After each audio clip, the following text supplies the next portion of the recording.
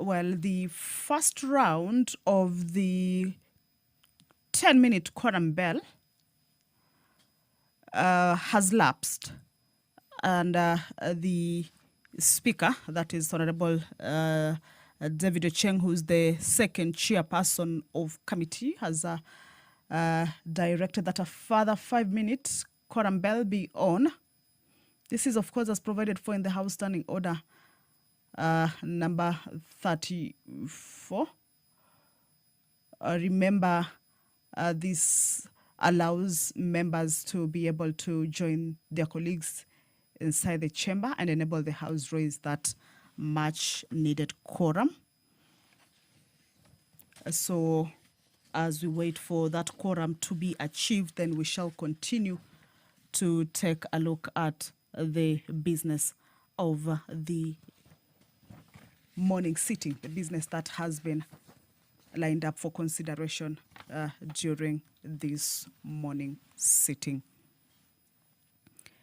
Being a Wednesday morning, as I had indicated earlier, is that it's a day that most bills by members are scheduled for consideration. We have looked at the Teachers Service Commission Amendment Bill by the Honorable Member for Mandera South that is coming up for debate to continue or to resume. Also, the Universities Amendment Bill number 5, also originating from the National Assembly, Bill number 79 of 2023 by Honorable Member for Embakasi Central, Honorable Major Donk Gathiru, also lined up for second reading. This one, debate on it will be, or rather is set to begin. There is also the bill on the National Transport and Safety Authority, Bill 2023, Bill number 36 of 2023, sponsored by the Honorable Didmas Wekesa Barasa. And this is a bill that seeks to amend the National Transport and Safety Authority Act, number 33 of 2012. And the amendments seek to introduce a new section which provides for the development. All right, let's listen in. I believe the quorum has been attained. Good morning.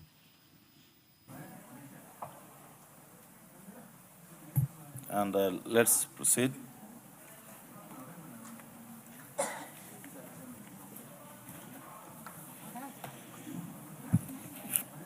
Order number 1, administration of oath. Order number 2, communication from the chair. Order number 3, messages. Order number 4, petitions. Order number 5, papers. Majority Leader. Thank you, Honorable Speaker. Honorable Speaker, this morning, I beg to lay the following papers on the table of the House today, Wednesday, 11th March 2026, in the morning sitting. A, National Government Budget Implementation Review Report for the first 3 months of financial year 2025-2026 from the Office of the Controller of Budget. B, 5th Annual Report for the financial year 2024-2025 from the Office of the Data Protection Commissioner. C, reports of the Auditor General and financial statements of Bondo Teachers Training College for the years ended 30th June 2021, 30th June 2022, 30th June 2023, and 30th June 2024, and certificates therein. D, Integrated Annual Report of the Kenya Power and Lighting Company PLC for the year ended 30th June 2025, and E, reports of the Auditor General financial statements for the year ended 30th June 2025, and the certificates therein in respect of the following, Honorable Speaker. They are 40 in number. 1, Kenya Health Human Resource Advisory Council. 2, Laikipia North Technical and Vocational College. 3, National Youth Council. 4, Ngong Technical and Vocational College. 5, Njoro Technical Training Institute. 6, Nursing Council of Kenya. 7, Party of Independent Candidates of Kenya, PIC. 8, Pest Control Product Board. 9, Public Benefits Organization Regulatory Authority, PBORA. 10, Public-Private Partnership Project Facilitation Fund. 11, Ramogi Institute of Advanced Technology. 12, Rangwe Technical and Vocational College. 13, Regional Center on Groundwater Resources Education, Training and Research in East Africa. 14, Sabatia Technical and Vocational College. 15, Seme Technical and Vocational College. 16, Seya Institute of Advanced Technology. 17, Siruti Technical and Vocational College. 18, Southeastern Kenya University. 19, St. Joseph's Technical Training Institute for Deaf, Nyangoma. 20, St. Paul's Kibabi Diploma Teachers Training College. 21, State Department for Broadcasting and Telecommunications. 22, State Department for Devolution. 23, State Department for East African Community Affairs. 24, State Department for Gender and Affirmative Action. 25, State Department for Immigration and Citizen Services. 26, State Department for Internal Security and National Administration. 27, State Department for Labor and Skills Development. 28, State Department for Petroleum. 29, State Department for Public Health and Professional Standards. 30, State Department for the Blue Economy and Fisheries.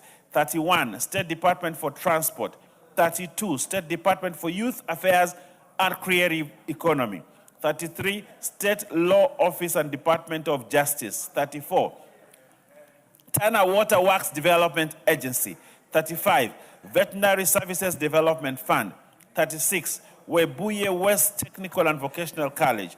37, Western Kenya Rice Mills Limited. 38, Women Enterprise Fund. 39, Yatta Technical and Vocational College. And 40, Youth Enterprises Development Fund. Honorable Speaker, I beg to lay.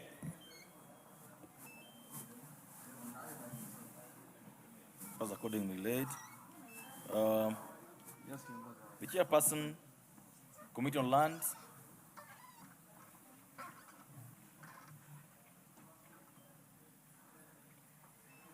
Do we have communication from the chairperson, Department of Committee on Lands? Majority Leader, could you follow up on this? And give us a... You know this... Much obliged. Yeah? Yes. Yeah, just follow up so that we're able to get to know the status by end of the... Okay, thank you. Hour. Right. Go ahead, next order. Order number 6, notices of motion.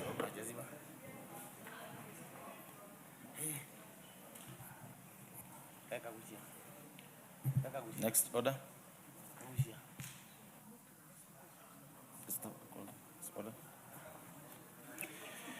Order number 7, questions and statements. Do we have the Honorable Machele in the house? The Honorable Machele, member from Vita? No, this is not right. The member from Vita? Okay. The member for Kapenguria? Honorable Moroto?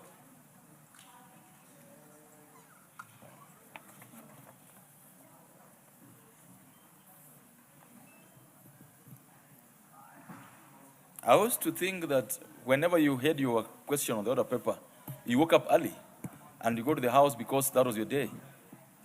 Yeah? 2 members with questions and none of them are in the house. Next order. The Honorable Kangogo, what's out of order? Honorable Speaker, in the yesterday's afternoon sitting, our substantive speaker directed me to bring a response to a question asked by the Honorable Kasiwai on behalf of the Honorable Moroto then yesterday. So I don't know, Honorable Speaker, should I read the response The Honorable Moroto is not in, but the Honorable Kasiwa is here. Why in the house? Okay, so go ahead. Honorable Speaker, yesterday the Honorable Kasiwai, on behalf of the Honorable Moroto, asked the question to the Chair of Blue Economy, Water and Irrigation. 3 questions in regarding to the Takwel Lokichar water water and irrigation project under the South Lokichar Field Development Plan. And Honorable Speaker, this is the response from the ministry. Honorable Speaker, I'm pleased to submit before this House a response on the implementation of Takwel Lokichar water and irrigation projects under the South Lokichar Field Development Plan.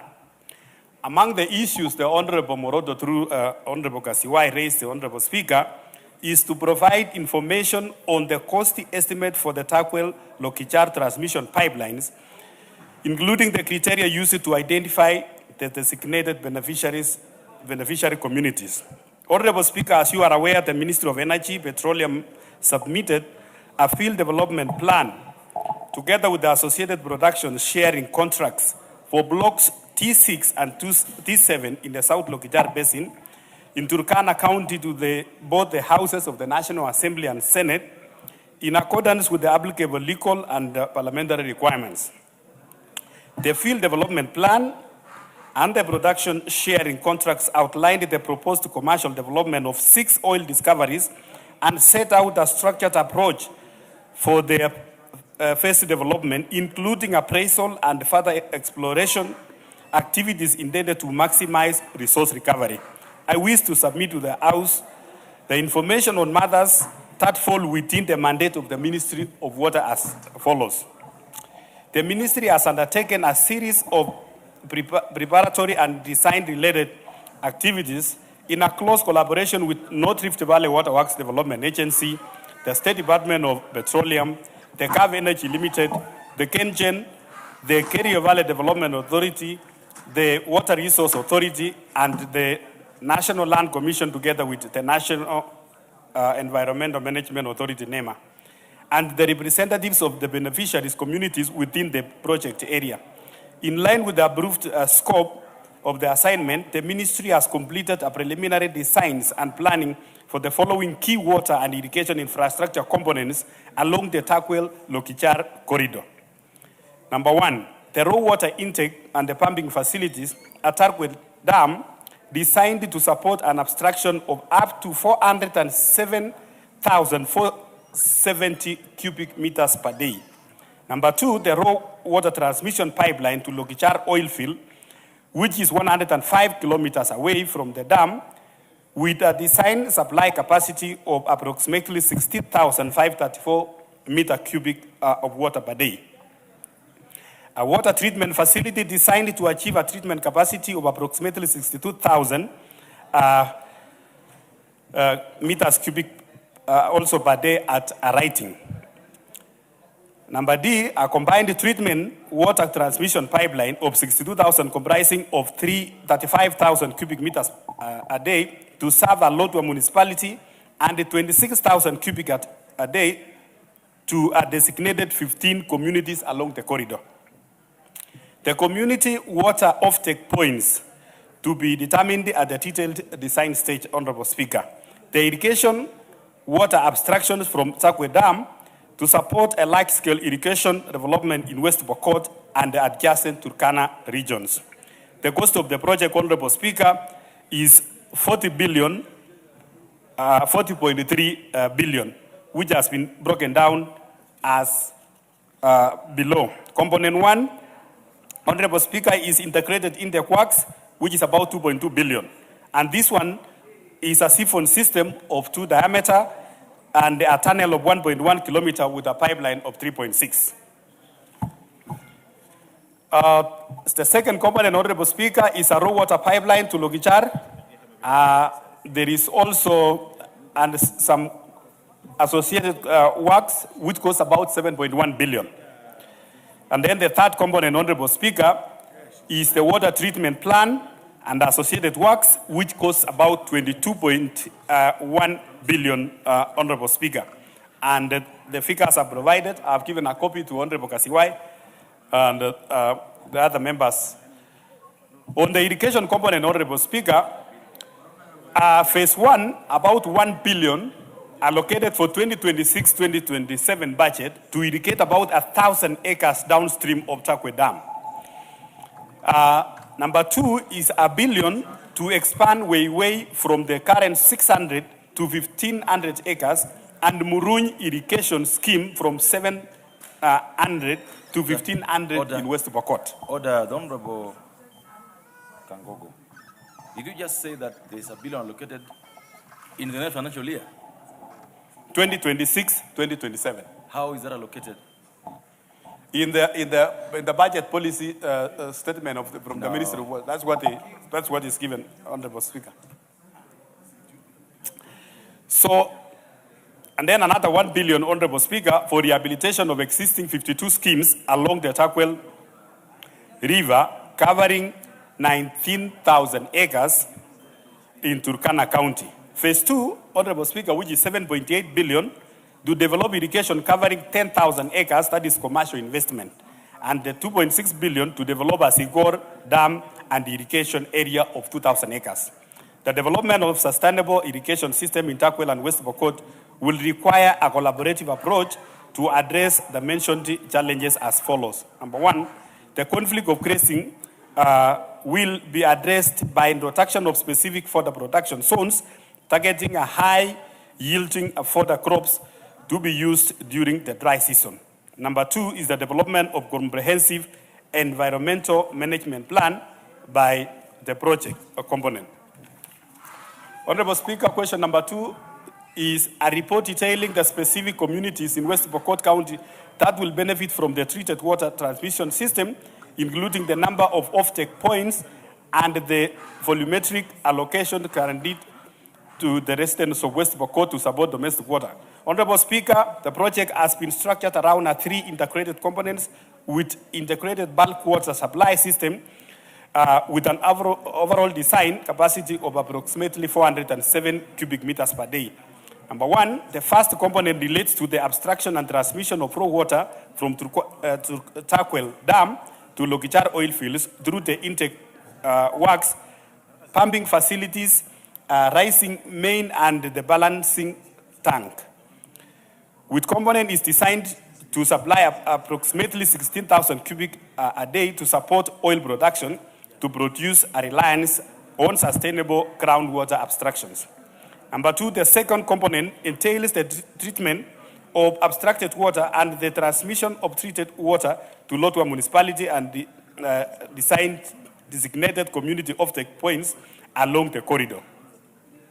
It comprises of water treatment facilities, transmission mains, storage reservoirs, and break pressure tanks.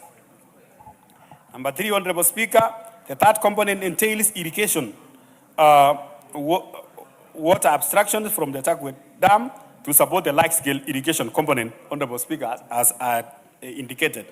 And the specific areas in West Pokot, Honorable Speaker, includes the downstream irrigation development of 1,000 acres to utilize the water discharge after electricity generation. This will cover Riting Primary School and Takwel Center and the neighboring villages.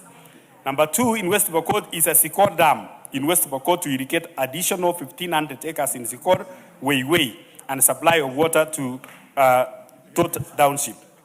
Number 3 is the Sioi Muruny Dam in West Pokot to irrigate 1,500 acres and supply domestic water to adjacent communities, which include Karas, Kapenguria, and Sioi.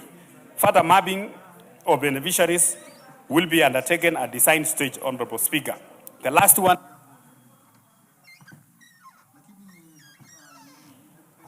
The last question, Honorable Speaker, by the Honorable Moroto was the measures put in place by the Ministry of Water, Sanitation and Irrigation to ensure West Pokot, as a primary source of water, receives its proportional share from the project in terms of irrigation acreage water abstractions, and associated infrastructure development. Honorable Speaker, the ministry has put in place a range of safeguards to ensure that increased abstractions under the field development plan does not compromise water security to host communities or neighboring counties. These safeguards include application of adaptive abstraction rules linked to a dam water levels, integrated dam operational planning in coordination with the power sector, and the provision of adequate balancing and storage infrastructure to manage demand variability and protect the domestic and community water supplies. Since the commissioning of the dam in 1980, it has remained underutilized, causing heavy flooding in the neighboring communities, displacing and destroying schools and homes. For this reason, Honorable Speaker, the project seeks to address these problems through sustainable utilization of the excess water. The ministry is currently undertaking studies and designs for additional water and irrigation projects within the project host communities to ensure adequate provision of water. Among the key projects the ministry has prioritized include Sikor Dam in West Pokot, Sioi Muruny in West Pokot, and Lower Dam in Turkana. Further to this, Honorable Speaker, the ministry is working in hand with the Kenyan to also establish a recharge capacity of the dam to ensure a sustainable abstraction of water. Honorable Speaker, I submit. Thank you. The Honorable Siwai.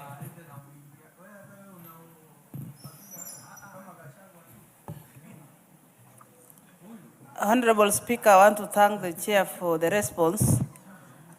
However, for question 3, which is the main concern of the Honorable Member for Kapenguria, is the benefits from the TACWEL. That is, the member wanted to know how his community, that is Kapenguria constituency, would benefit from the water from TACWEL Dam, because the chair has gone around to mention other dams outside the concern, that is the TACWEL. He's talking about Muruny Dam, which is not even complete as we speak. It's only 85% complete. So the member wanted to know the benefits this community will get from TACWEL Dam. So I think the question has not been answered well. So we still, I want to suggest that the chair goes back to do more research on this, because the community, that is Kapenguria constituents, still wants to know how that TACWEL Dam is going to benefit them directly. That is, they need water for domestic use, for their animals, and irrigation of their land. Honorable Chakapong, you got a follow-up question too? Thank you, Honorable Speaker. I want to say that the response given by the ministry through the chairman is unsatisfactory. Now, Honorable Speaker, I say this because when you look at the way this question has been answered, especially in page 2 of 6, where they are saying water treatment facilities designed to achieve treatment capacity of 62,612 cubic meters, and all of which are being taken to Turkana. Because in part D, that combined treated water transmission pipelines comprising of 38,000 to Lodwa and to Lokichar, there is no water that is being taken to communities in West Pokot from this report. And I think that is the question that Honorable Moroto was asking, that from this report, looks like the treated water and is being treated in West Pokot at a place called Riting. And then again, it is being transmitted to Lokichar and Lodwa in Turkana County. So the Pokot community living around TACWEL, in the areas of the TACWEL area, Umpelion, Nasolot, Sarmach, West Pokot, there is no provision for supply of water to them. And then, of course, the ministry goes ahead to talk about areas that are not served by the water from Takwel. Like now, talk of Weiwei, talk of Muruny. These are areas that are far away from what we are talking about. We are talking about the water from Lake Takwel that is going to Lokichar.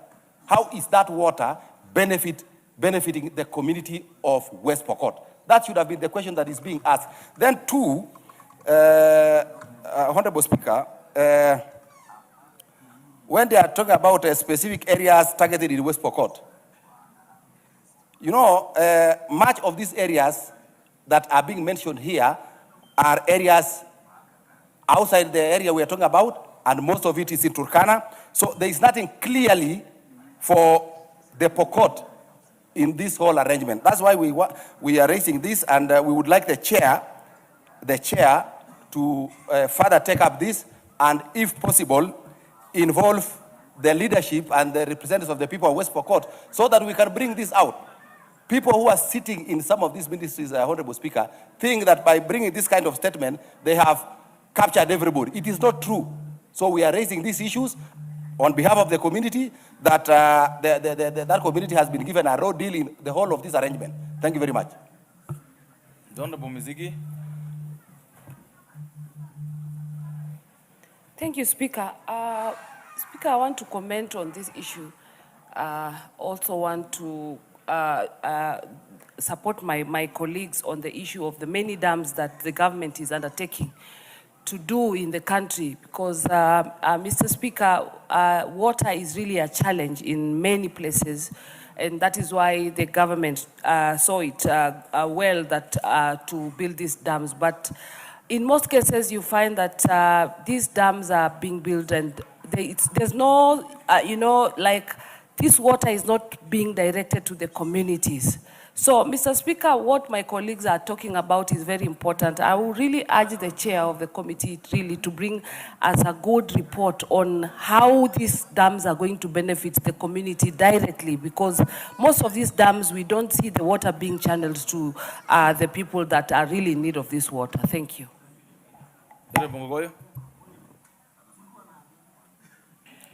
Thank you. Mr. Speaker. Order. Mr. Speaker. Order.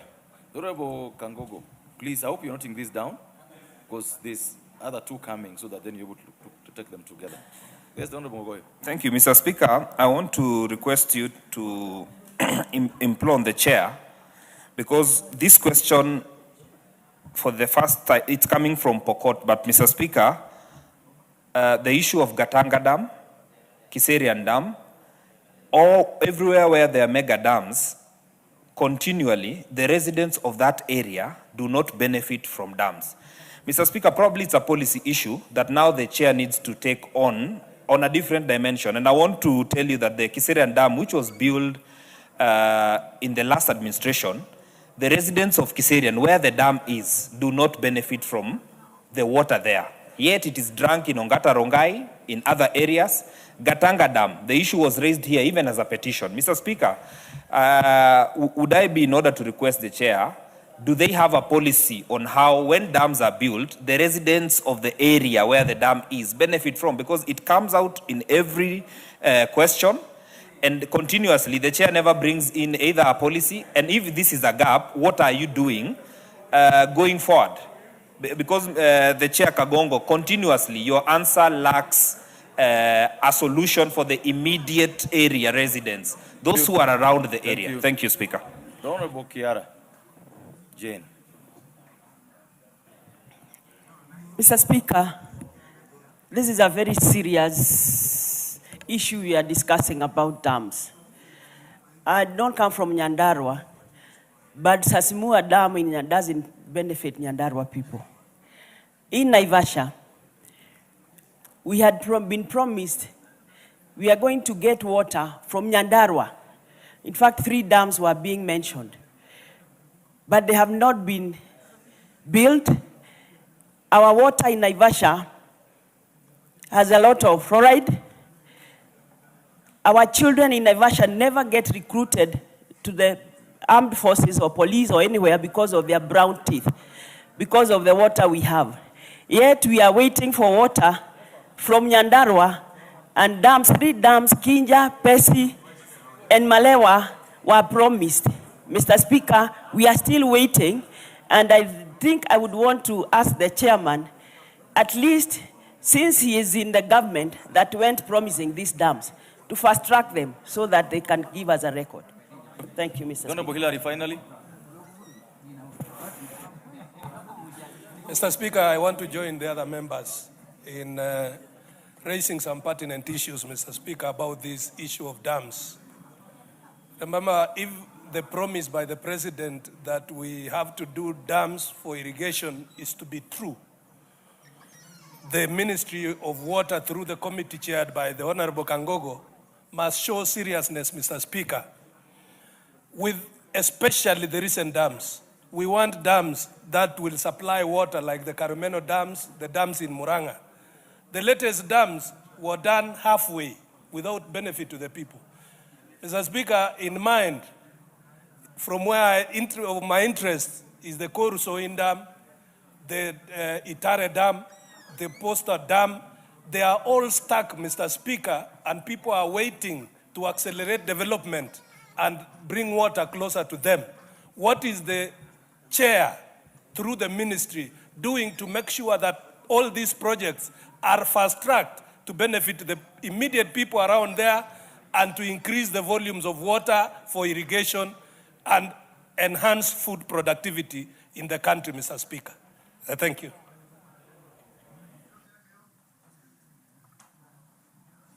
Yes, Mr. Speaker. I don't sit in the committee of.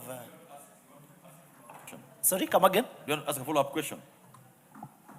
Do you have a No, follow-up question? I just wanted to contribute a little bit on what they have said in terms of the water. No, we are asking follow-up questions, not contributions. Okay. The Honorable Kangogo, go ahead and as you do so, just note what I told you earlier. If there's anything in the upcoming budget, it's a proposal. Parliament has not passed any budget for 2026, 2027. So if it is in that PPS, it's a proposal to be the budget. It is in the budget. Honorable Speaker, I said it clearly that it is the proposal, even when they appeared before us on a budget policy statement, the State Department of Irrigation proposed that the next financial year, they are proposing $1 billion to West Pokot for irrigation. But Mr. Speaker, let me answer the 2 questions which are similar for the 2 members of West Pokot, the Honorable Ochakapong and the Honorable Kasiwai. Mr. Speaker, I need to be clear, Mr. Speaker, that the water extractions from Takwe Dam to Lokichar is specifically to go to the oil fields, Mr. Speaker, in Lokichar. It is specifically that we want to have this water in Lokichar because of the oil extraction which is happening there. But again, Mr. Speaker, we are saying... This water treated. Sorry? This water treated, this water is treated for consumption. There is also some component for consumption around Takwel, around Lodwa. And that is the issue. Yes. The members are saying that you cannot take water from Takwel to the oil fields and for consumption in Lokichar and leave the place where the water is being treated. That is the issue. Mr. Speaker, there is, if you check my answers, I said a water treatment facility designed for, that's just for consumption, with capacity of 62,000. But this one now is on the Turkana side. So what I'm asking the members from the West Pokot side, Mr. Speaker, and this applies to the entire counties. Water is a natural shared commodity, Mr. Speaker, and it cuts across counties. The water we are using in Nairobi is from Muranga, and those are the areas of, those are the counties. So, but what we are doing as a committee, Honorable Speaker, which we have discussed with the ministry, where the water comes from is extracted, Mr. Speaker. We have to do something there. That is why in West Pokot, I have said, if you read number E on my question, Mr. Speaker, I said, the community water offtake points on the lines, which includes quite a number of areas in West Pokot, Mr. Speaker, will be determined at a detailed design stage. As it is, Mr. Speaker, this is a project between the Ministry of Water and the Ministry of Energy. So, at the detailed design stage, Honorable Speaker, the Ministry of Water will now handle the water component, making sure that the communities along the pipeline will benefit in terms of, we are going to create a water points for animals, where the animals will have drinking water, and also the communities in West Pokot. And I want to assure the members, Honorable Speaker, that there will be some points, we will provide that there will be some points where communities will take water. Kiting, Mr. Speaker, is in West Pokot. That's where we are doing the treatment. And we cannot do the treatment plant there and then take the water to Turkana without the community benefiting around there, Mr. Speaker. So, Mr. Speaker, my submission on this issue of West Pokot, we are at the design stage. The ministry is at the design stage. I want to promise the honorable members that together with the ministry, we will do a public participation, even when we are, as we continue with the designs, on the ground, so that we hear from the community proposing to us that we want our water points here and here, both for the domestic, Honorable Speaker, and also for their livestock. On the general questions, Honorable Speaker, by honorable members, is the same. They are asking, the Honorable Haika, the Honorable Jane Kihara there is asking, what are the benefits for the communities where these dams are built, or whether the source of water? So it is the same. If you check, Honorable Speaker, it is a program which initially it's been neglected, where the water, where the abstraction is done, the communities don't benefit. But now we are providing, Honorable Speaker, we have asked the ministry to be also providing water for the upstream communities so that to benefit from the water. Mr. Speaker, on Giserian Dam, Honorable Speaker, was awarded and the contractor was given a contract, but there was a court case. And the honorable member, there was a court case which is still even ongoing with the Ati Water, Honorable Speaker. So, Mr. Speaker, with those many remarks, I thank you. I thought it was a bit comprehensive now. Take your seat, Mama Kangogo. Can we wind this up? Oh, thank you, Honorable Speaker. I think Honorable Kangogo wants to clarify something, but no, from the statement, Honorable Speaker, I'm asking Honorable Kangogo or even the ministry why it was very difficult to mention a name even in Pokot. Okay. Apart from the treatment plant in Riting, then straight from Riting to Lodwar municipality. Okay. So why was it not possible even to... That's okay. I think yes. that's well said. Honorable Kasiwai, what is it that is not... Yes, Honorable Speaker, I still... I want to know, the chairman has just told us that the treatment plan is going to take place in Riting. That is a place near the dam, still in Pokot land. But it's not mentioned what number of households are going to benefit from the water. We want him to quantify and specify the areas, the number of households going to benefit from the water, so that we get satisfied. It's just talking, it has no facts. Okay. The Honorable Kangogo, as you respond to that, respond to also the question by Honorable Hilary Kiplagat. And I was happy to hear from you that this is at the design stage. Now, as you respond, it's an issue raised by the Honorable Gogoyo. That is very important. You are basically brushing over it. Why is it difficult to put it either in law or in policy, so that you don't have to ask the ministry when you're designing a water plant, you're designing a power plant, ensure that before anybody eats from that pot, the owners of the source are able to have a bite of this. Please go ahead. Honorable Speaker, I want to agree with you. And Honorable Speaker, there is a Water Amendment Act which is still at preliminary stage, where, Honorable Speaker, we are also looking at the water regulators like the WRA. The charges they are collecting, Honorable Speaker, like out of the 6% they are collecting, we are saying the 3% to go to WRA and the 3% to go to the for the conservation of the intake, including supplying water to the communities around there, Mr. Speaker. And Mr. Speaker, as we continue or as we look with that Water Amendment Act which is coming, Honorable Speaker, we will make sure that we put in place a law where the communities upstream will benefit. Mr. Speaker, this is a response which I'm going to table before you. And if you check, Honorable Speaker, on page 5, I want the Honorable Ojakapong and the Honorable Kasiwai. On page 5, I said this project is still at design stage, and I indicated further mapping of beneficiaries' communities will be undertaken at design stage to give exact number of beneficiaries and specific villages. That is my response, Honorable Speaker. So I want the members to hold their horses. During the public participation, Mr. Speaker, myself, I will be on the ground together with my committee and the ministry to make sure that we identify those communities. And Mr. Speaker, that the water is going to benefit both West Pokot and also in Turkana counties. For the project by Sioi Murunyi, Honorable Speaker, it's a project which told a while ago together with Itare.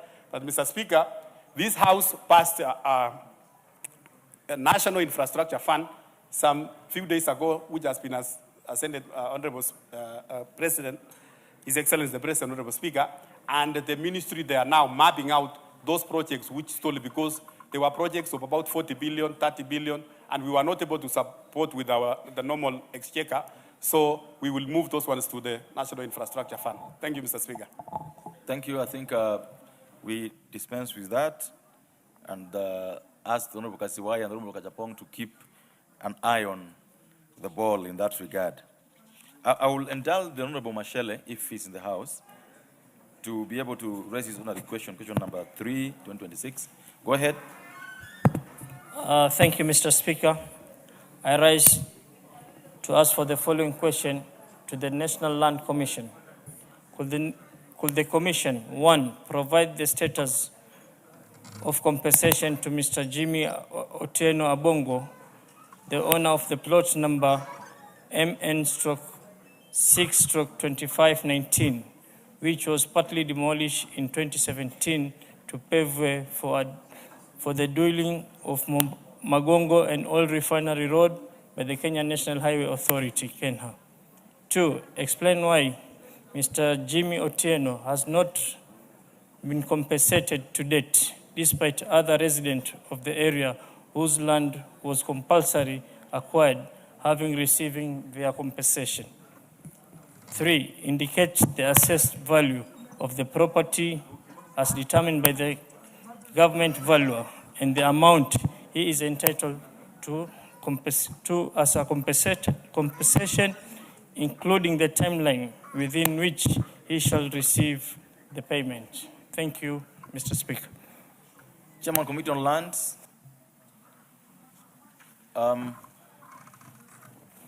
Yes, the honorable member. You are a member of the committee? Yes, I'm a member of the committee. Okay. Chair, I'm a member of the committee, and I have will undertake on that issue. And once we are back from recess, you will have the reply on this. How far back in from recess? The first week of after the recess. Okay. Guru Mashele, the first week when you come back from recess, please ensure that you follow up on the same. Okay. Thank you, Mr. Speaker. Thank you. I think that ends that section. Next order. And before you go to the next order, honorable members, seated in the speakers gallery are students from Preacher's Blood Primary and JSS, Juja, Kiambu County. They are here to follow our proceedings, and they are welcome to follow the same. Could we welcome them to Parliament this morning? Thank you. The Honorable Kawanjiku, is this your county? Thank you, Honorable Speaker. Let me take this opportunity to welcome all the students, especially those who come from Kiambu County, where I come from, and welcome them to the House of, to the National Parliament. This is where laws are made, and we want to encourage them to keep doing their best as far as the academics are concerned, and also continue, desiring to become readers, because after all said and done, they're the one who will occupy these spaces after we are left and after we have retired. So we want to welcome them and to tell them to understand and also to learn whatever happens within the House. Thank you, Honorable Speaker. Members, seated also in the public gallery are students from Briar Rose Junior School, Langata constituency, Nairobi County, and students from Turasha Secondary School, Pipiri, Nyandarua County. They are all welcome to follow proceedings this morning. Next order.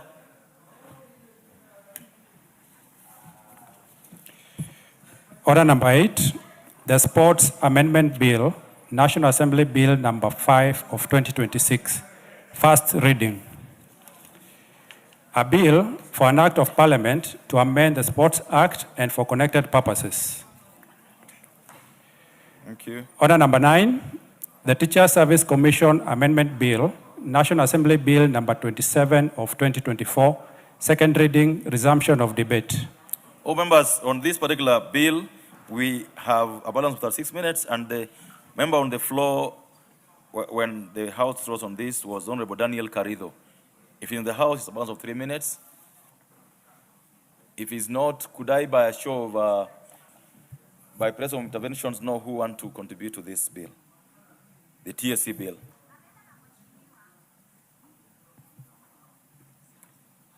Is Honorable Abdul Haru in the House?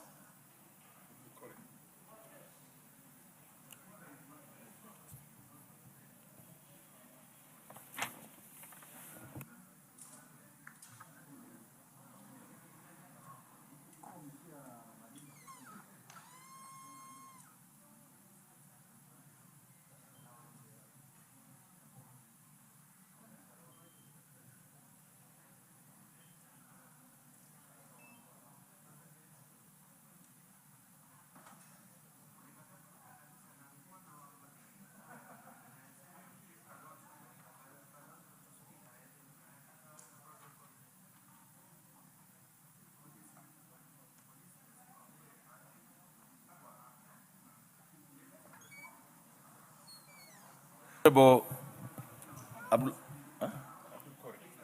Oh, he's there. Honorable, can you contribute to this? Please go ahead.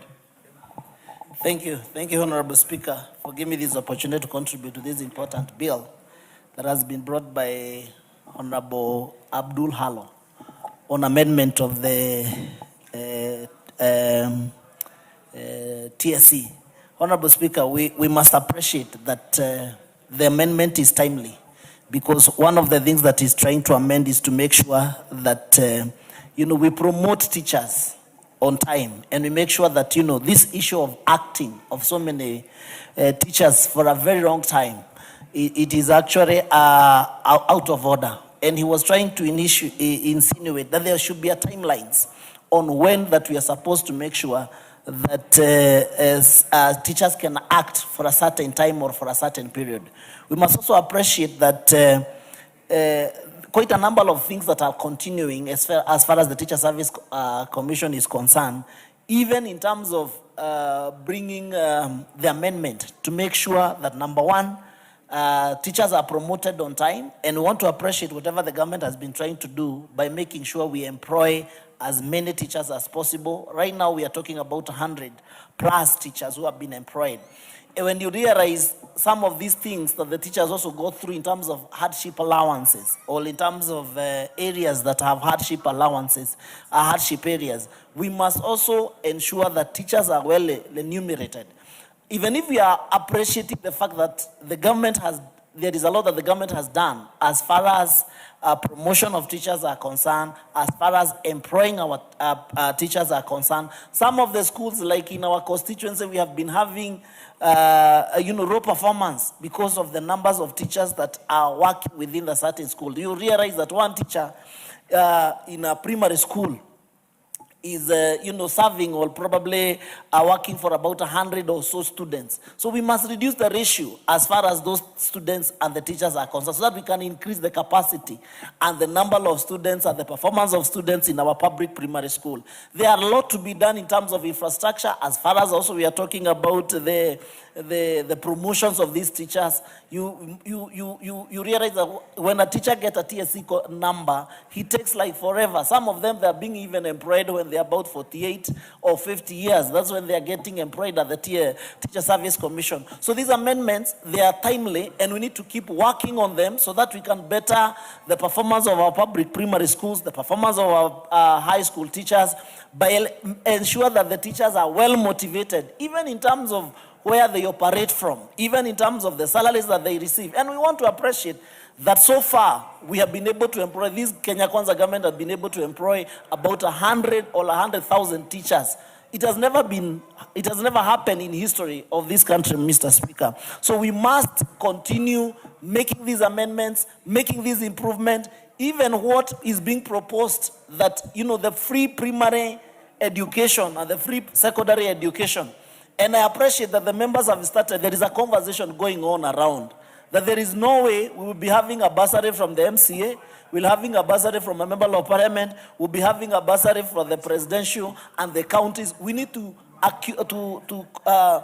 add all these bursaries and work out on a formula on how we are going to make free secondary education or make a secondary education free, especially in our day schools, because that children or that student is supposed to come from home, go to school. The government is providing capitation.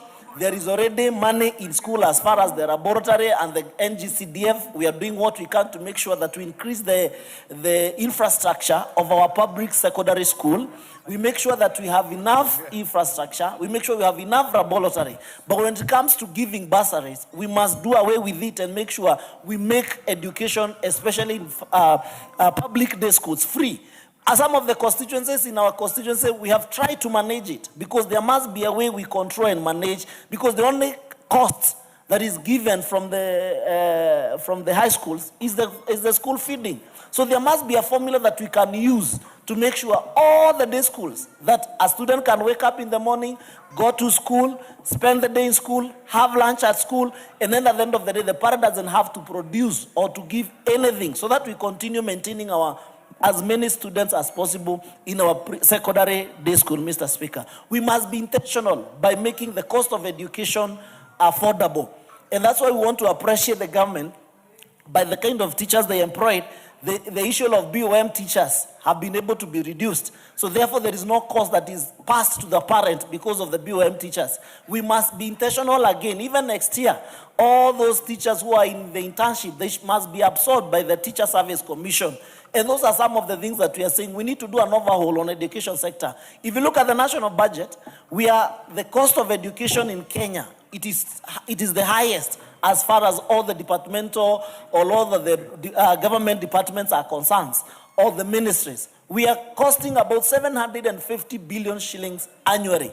That we must be intentional to make sure that there is result. As far as the investments that we are injecting in the education sector in this country, there must be results in terms of, are we able to sustain the students in school? Are we able to make sure that, education become a right for every child, even if the Constitution offers that? We must see it deliberate, that every child in Kenya goes to school without hassle. No parent does have to sell the property, or no parent will have to sell his cows or his goats because he wants to keep his child in primary or secondary school, Mr. Speaker. So it must be intentional, because the only way to equalize all the children, the kids from the poor background, the kids from the rich background, is to make sure that the education is accessible from across the board. When you go to Turkana, when you come to Nairobi, that the education cost is it's a government affair. Mr. Speaker, just for the interest of the chair, you said we consolidate all these bursaries and we make secondary education free in the country. All the money that are set aside for bursaries, and you're talking about the NGCs, the National Government Constituency Development Fund, the Ward Fund, the governors, and all that. Now, what about tertiary education and university education? You see, Mr. Speaker, there is that. If those bursaries are done away with and all those resources just go into secondary education, then what happens to students who are going to be poor students who cannot afford to go through tertiary and university educations? And because by then all the CDF and all these bursaries, according to you, should be consolidated into one kitty, and the national government should take over. When you look at it, Mr. Speaker, because of the discussion we are having as a country, whereby we consolidate all the bursaries, it's a suggestion. And number two, amount of money that we spend probably on the high school, because even if the kind of bursary we offer in our public day, in our NGCDF, is not more than 10,000 shillings, Mr. Speaker. When you do the 10,000 and the costing of tertiary and TVETs, the amount of money that parent will cost, that parent will have to, to provide for the child to continue, it is so minimal. So if we can be able to save some amount of money for the 4 years that child has been in high school, maybe probably that parent will be planning on what on the engagement that is going to have, or the costing of the tertiary education and university, Mr. Speaker. But it's a discussion that people need to have honestly, so that at the end of the day, even if the government is going to put a lot of resources, especially on the funding model that we have, especially for the universities, then we may look at it. Are we saving any amount of money? Is model A a good model? Is model B a good model? But we need to have that discussion, so that at least if we need 30 billion, I had the former chair here suggesting that we only need 30 billion to make sure that every child in secondary school, or every child, mostly in junior secondary and secondary school, because now we have junior secondary, to go to school without paying anything. But you see also there are other costs that every school sometimes, when it comes to uniform, when you realize the cost of uniform, it has become so crazy that you find that a uniform that we used to buy, we normally buy about 3,000, 4,000, 5,000. The school, when you look at the fee structure, the uniform alone is about 20 or something, or 15,000 in some of the high schools. So we must look for a way to modernize and to be deliberate about making the cost of education a little bit achievable, especially for the secondary and the junior secondary school. But when it comes to the university, there are many other activities that happens within university, and the government will also look into it. Because if you want to tell me that the 10,000 I normally accord the students who come from Kiambaa constituency. How many high schools do you have in your constituency? In my constituency, Mr.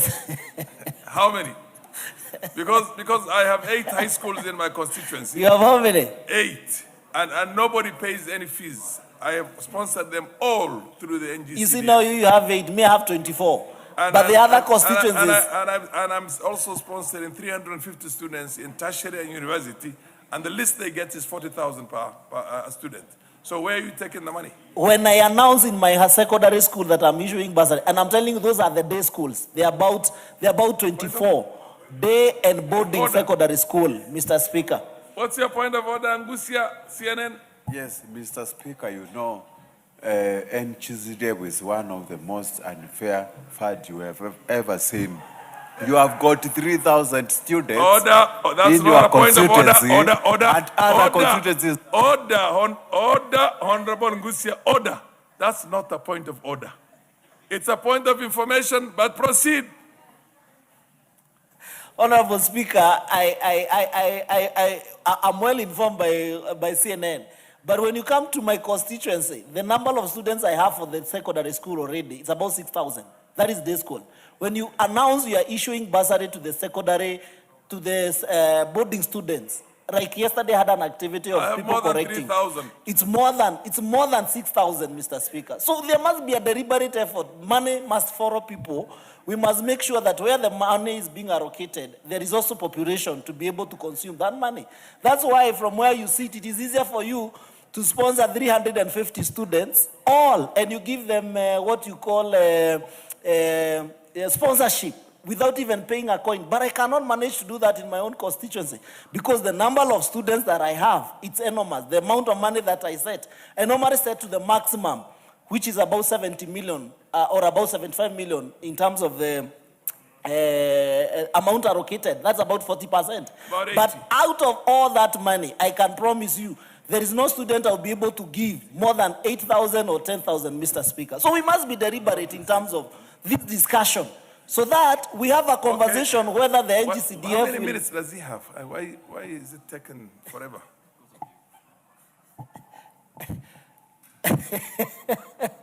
Mr. Speaker, let me finish by saying there must be a deliberate, we must be intentional to discuss this thing about bursary and money allocated to every student.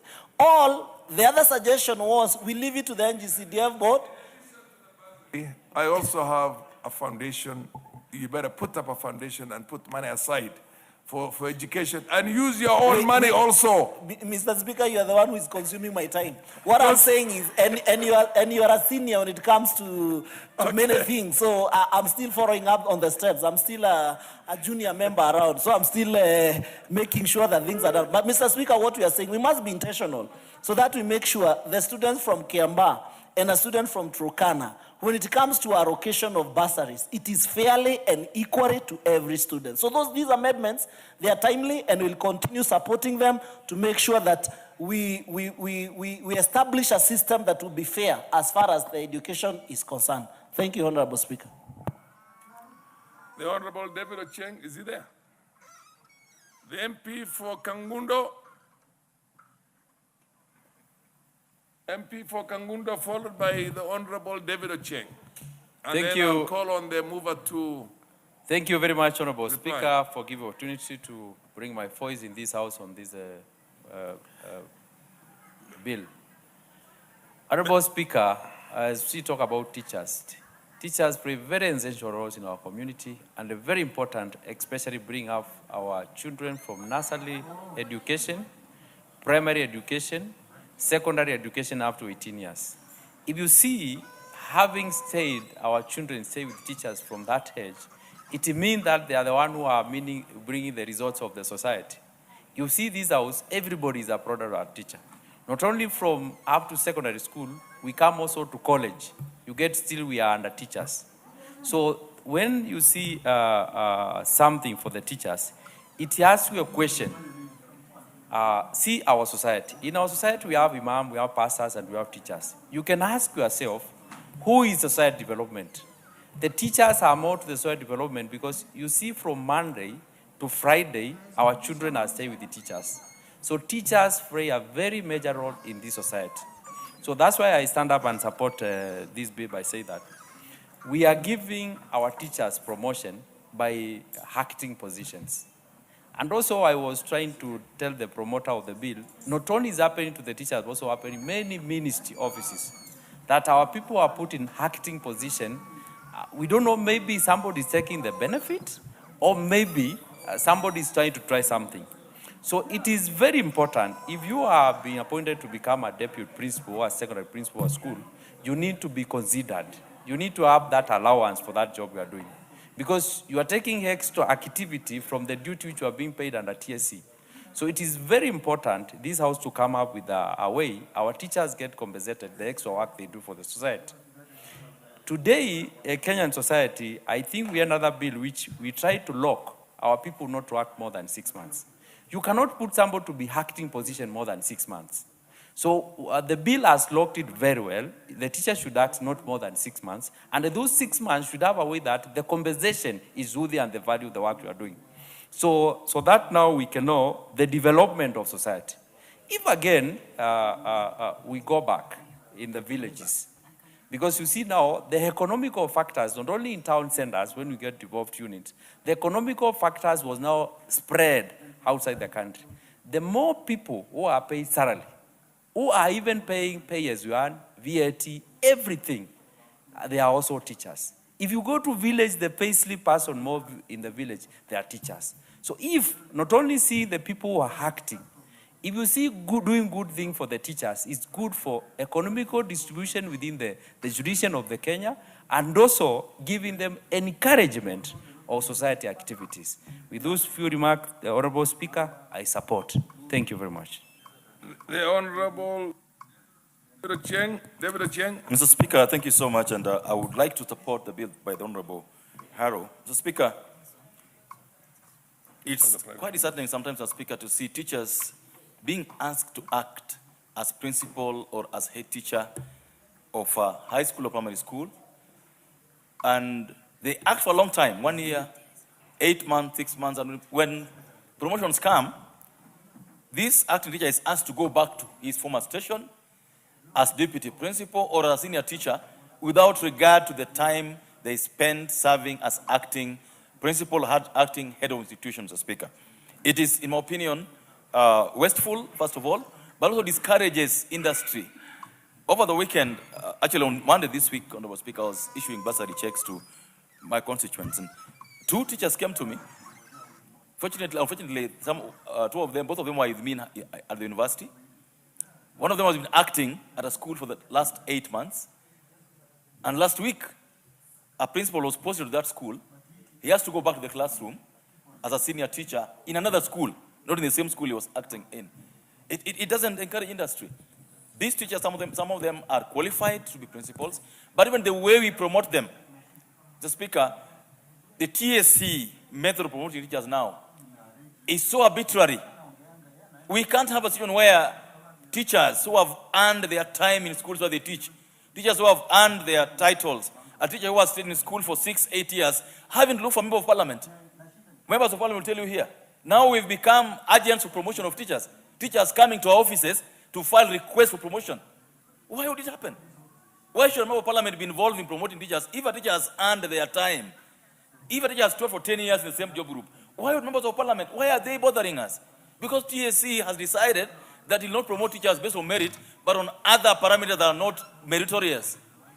TSC must do its job, Mr. Speaker. When teachers are being employed, and you get this every day, when they're employing teachers, and members of parliament, in my opinion, we must take interest in this.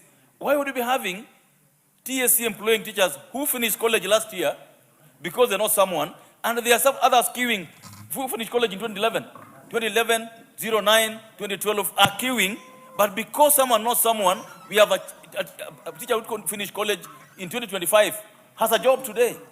But we have those who finished in 2011 queuing. Arbitrariness. Mr. Speaker, we have allowed TSC to get away with too much. It's not fair. It shouldn't be happening in our country. That teachers, we used to be told those days, and Honorable Speaker, you know, personally, both my mother and father were teachers. And I saw they struggled trying to make sure the children they taught become what they want to become in life. But we become teachers, we made teachers become beggars. Even the way we pay them. Someone yesterday was showing me a comparison between the highest paid teacher and the highest paid police officer, the highest paid teacher and the highest paid KWS officer. The Speaker, much as we are employing many teachers now, we need to have the TSC holistically look at the welfare of the teacher. We are tired as a country of having teacher strikes almost every single year because of the arbitrariness in the way we are running TSC. In fact, sometimes, I believe that the work you gave to TSC should be taken back to the ministry. Because they have become alone unto themselves. They have become so lawless that you don't know what happens in there. So I support this bill, Mr. Speaker, and hope that once this bill is passed, the law will be followed. But above all, Mr. Speaker, the TSC must follow its code for promotions. As MPs, we are tired of being agents for promotion for teachers who have served their time, served well, and need promoted without having talked to anybody else, Mr. Speaker. I support.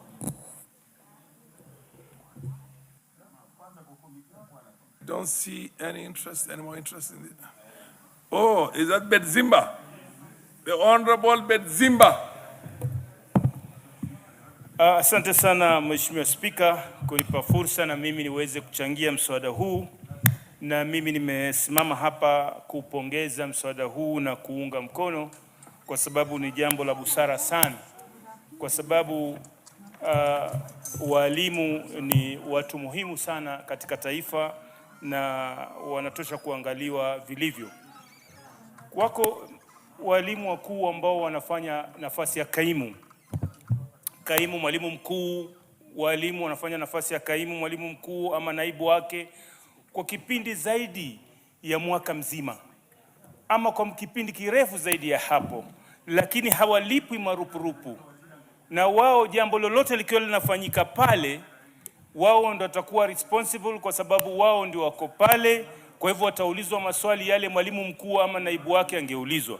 Lakini cha kusikitisha ni kwamba yuko pale kwa kipindi chote bila watu kushughulika maslaha yake, yeye mwenyewe anaendelea vipi, wanamweka tu wakisema ngoja tutafute nafasi ya mtu mwingine aingie. Ni masikitiko sana, na baada ile kazi imekuwa advertised, yeye hawi kama mtu ambaye anashughulikiwa kwamba ndio mtu wa kwanza kuangaliwa kabla mtu mwingine. Wanachukua nafasi ya mwalimu mwingine, yeye anaachwa pale, anarudi darasani, na pale katika shule alikuwa kuna heshima fulani ambao amepata, na kuna wale walimfurahia, wale hawakumfurahia, na leo anarudi tena darasani kama mwalimu wa kawaida. Kwa hivyo hiyo ni masikitiko makubwa. Lazima kwamba idara ama commission ya walimu washughulikie kwamba wakati wanamweka mtu awe kama kaimu mwalimu mkuu, wawe tayari kumchukua wakati ile kazi imekuwa imetengenezwa. Kwa hivyo Mheshimiwa Spika, mimi nimesimama kuhakikisha kwamba ninaunga mkono na kupendekeza kwamba hata wale walimu ambao washa act kwa kipindi kirefu wakati tuna consider walipwe hawa watakaokuja, na wale pia waangaliwe kama wanaweza kuwa backdated waweze kulipa. Kwa haya mengi, Mheshimiwa Speaker, nasema asante sana. Okay. Honorable members, this is a timed motion. So I'm going to give 2 more people 2 minutes each. One is Madam Kaemba, MP for Makwiny, the Honorable gracious lady from Narok there, Ngusia and Karemba. But then they'll take no more than 2 minutes each one of you, and the lady from also Samburu. Am I right? So please, let's take no more than 2 minutes. Thank you, Honorable Speaker, for giving me this opportunity to make my contribution to this very important bill. Really, I think it's very important that this is on the floor of the House, because I think the TSC has really messed up the teachers. And the once noble profession that everybody admired is becoming really messed up. And I think one of the key things that we find is the fact that in the employment opportunities being given, Honorable Speaker, you realize that you would get somebody who was trained long time ago, somebody who is 48 years and has not been employed. Yet the person meets all the qualification of employment, because it has become, I think, an end of corruption. Because you will find somebody who does not have better qualification is employed, and another who has been sitting for those interviews for years and the person is not employed. Even look come to the promotion, Honorable Speaker. Teachers are crying all over. There's somebody just about to retire, has the same qualification like somebody else who has been promoted more than 3 times to a senior level. And I think this is becoming very, this is becoming very, very bad for our teachers, because they are losing confidence. They start running after us, members of parliament, to go and talk for them. And you know, we may not be professional teachers. So it now becomes a political game, where the teachers who get employed, Honorable Speaker, may not be the most competent, and even those getting promoted may not be the most competent. So I think the minister concerned and the commission, we should look at this seriously. Like now, I have in my area at least 3 teachers I know. They are 48 years. I try to push. Last time they get employed, they never got employed. So I wonder, will they ever get employed? And if they get employed, when will they work? So I think, Honorable Speaker, this is something we should look at seriously. If we are real decision makers for this country, there is need to streamline the commission. And if they cannot actually go by the rule of law, I think there needs to be very clear disciplinary actions. So I really support this, and I hope it will come to fruition. Thank you, Honorable Speaker. The Honorable Parejo, followed by the Honorable Ngusia. Thank you, Mr. Speaker, for giving me this opportunity to add. Take the mic close. Thank you, Mr. Speaker, for giving me this opportunity to add my voice to this bill. This is a very important bill, and especially to us who come from the remote areas where teachers work under very hard conditions. These teachers have no houses, they are very few, there are no roads, they cannot reach to the schools in the time that they are needed, and yet, when appointed to act, you act for more than 6 or 10 years, and then finally, when an opportunity comes, somebody else who have never even acted is appointed to lead the school. And the other day, I got an opportunity to interact with the county director of education because of one teacher who acted for 6 years. And when the opportunity came, somebody else was sent to come and lead the school. So when I talked to the director of education, she told me that it was not my fault, but the TSC laws, or what the TSC needs, is that no teacher can be promoted if you have been acting in that school. So it means then that teacher will remain acting forever, and he can never be considered. So it is time for this parliament to set laws that will save these teachers from these problems. And again, to make sure that TSC have been fair to these teachers. Because at the moment, teachers are playing a very good role by educating our children, because I know that and I understand and I believe that education is the only equalizer. Even when you look at the TVs,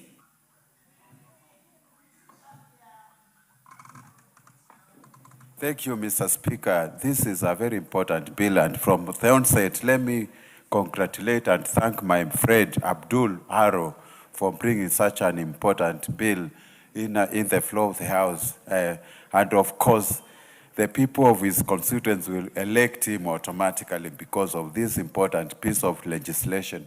Mr. Speaker, if you face the challenges we have been facing in terms of this industry, in the teaching industry, you will realize that majority of the teachers, this bill is just seeking to entrench fairness in terms of the promotion, especially in the teachers who have been acting for long. The bill is going to cure so many challenges the teachers have been facing. Number one is job stagnation and poor career progression. And this one is going to boost morale if it is enacted, Mr. Speaker. There has been a low intake, of course, home, and low intake, the financial distress we have been experiencing in terms of the teachers' promotion. Most of the teachers who have been acting, Mr. Speaker, they have not been getting their salaries, and you find that there is low morale in terms of the teaching, and it is going to, of course, enhance the teaching quality in our institution, Mr. Speaker. There are so many issues we can talk about, but due to limited time, Mr. Speaker, I fully support this bill, and let us enact it so that the teachers can experience fairness in terms of transfer and promotion. Thank you, Mr. Speaker, for these few remarks. Yeah, well, Karemba. Thank you, Honorable Speaker, and allow me from the onset to support this Teacher Service Commission Amendment Bill. Honorable Speaker, TSC has a duty and responsibility to make sure that teachers are motivated. Honorable Speaker, this bill seeks to introduce rules that will properly define the roles of the teachers that are enacting positions. And the Honorable Speaker, it is very demotivating for a teacher to act for a couple of months, and soon afterwards they are told to vacate, or rather, a teacher is brought into their school and continues in the positions that the teachers, or rather the acting positions. Honorable Speaker, I have a case in my constituency where a teacher has acted for so long, and every time a new teacher is brought into the school, that teacher is sent back to their positions, and that is always very demoralizing. So Teacher Service Commission, Honorable Speaker, must now introduce very clear rules. Let a teacher act, but act for a very defined period, so that after that they are confirmed, so that they are motivated as they continue teaching. Thank you, Honorable Speaker, and I support. The Honorable Member for Samburu. Thank you, Mr. Speaker, for giving me this opportunity to add my voice in support of the bill, Mr. Speaker. This is a very important bill for the teachers of this country. Some of them, Mr. Speaker, who have been working in very hard conditions, in very remote areas, and because of justice, I think this bill is going to unlock the challenges that some of them have been undergoing for a long time. Because, Mr. Speaker, you can find a teacher who has been in acting position for even 7 to 8 years, and unfortunately, someone else is brought to take over from him. Because I think being in an active position means that you are just going to be confirmed. So this bill is going to give them justice, that our teachers should be treated equally and given opportunity when the time arises. Mr. Speaker, our teachers need to be promoted on time, and not because they know someone in TSC or in the office of director, but they must be promoted on merit. Because it has been a challenge. Some of them work for many years without promotions, without giving them their dues, and that demoralizes many of our teachers. Another challenge that TSC needs to look at, Mr. Speaker, is that they should train teachers that they are able to absorb.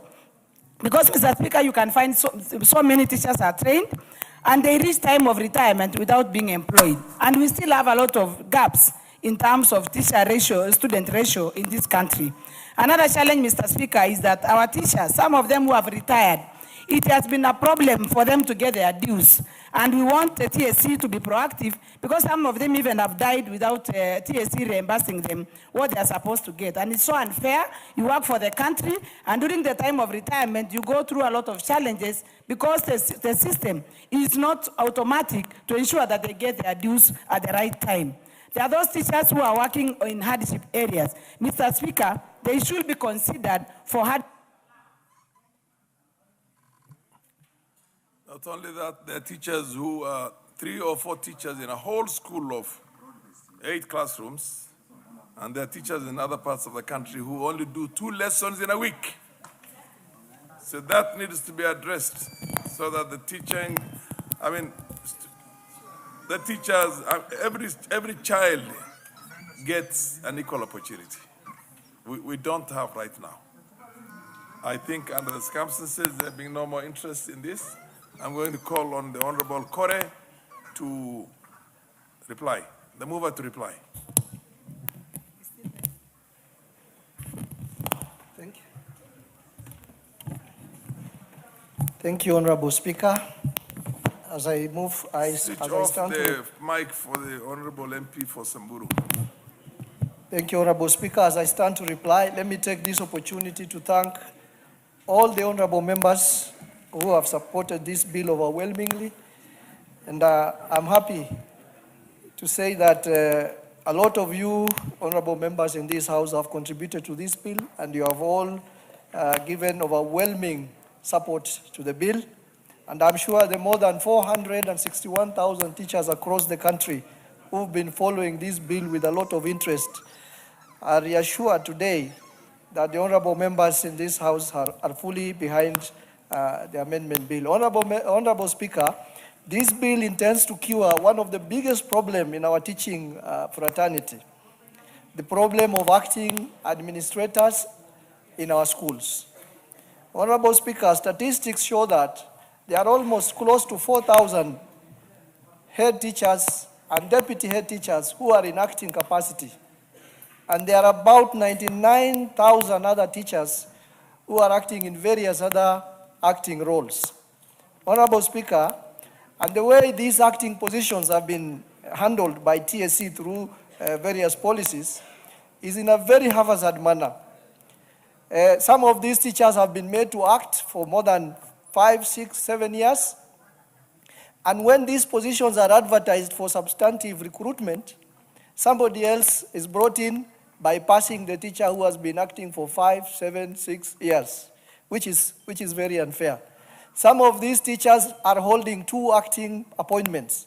For example, somebody is made to act as a deputy head teacher in one school for several years, and then he is taken to another school to act as a principal for another several years. This is quite unfair. And while all this is happening, these teachers are not paid any acting allowance or any special duty allowance. It is this problem that this bill is intending to cure. Honorable Speaker, this bad policy means that some of these teachers will retire before they are even confirmed in their substantive positions. Honorable Speaker, this kills their morale, it kills their hope of holding a legitimate expectation to be confirmed to the position they are acting.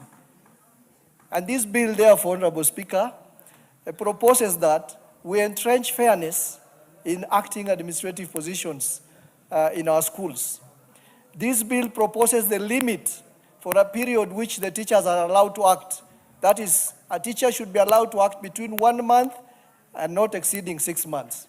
And during that period, this teacher should be paid either acting allowance or special duty allowance.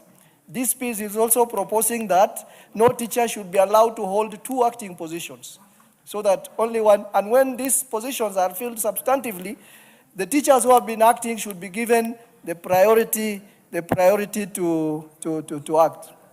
Honorable Speaker, a prolonged period of a teacher in an acting capacity without being given substantive appointment amounts to discrimination and unfair labor practices on the part of the employer, contrary to the provisions of Article 41 of the Constitution of Kenya, as read together with Section 5 of the Employment Act.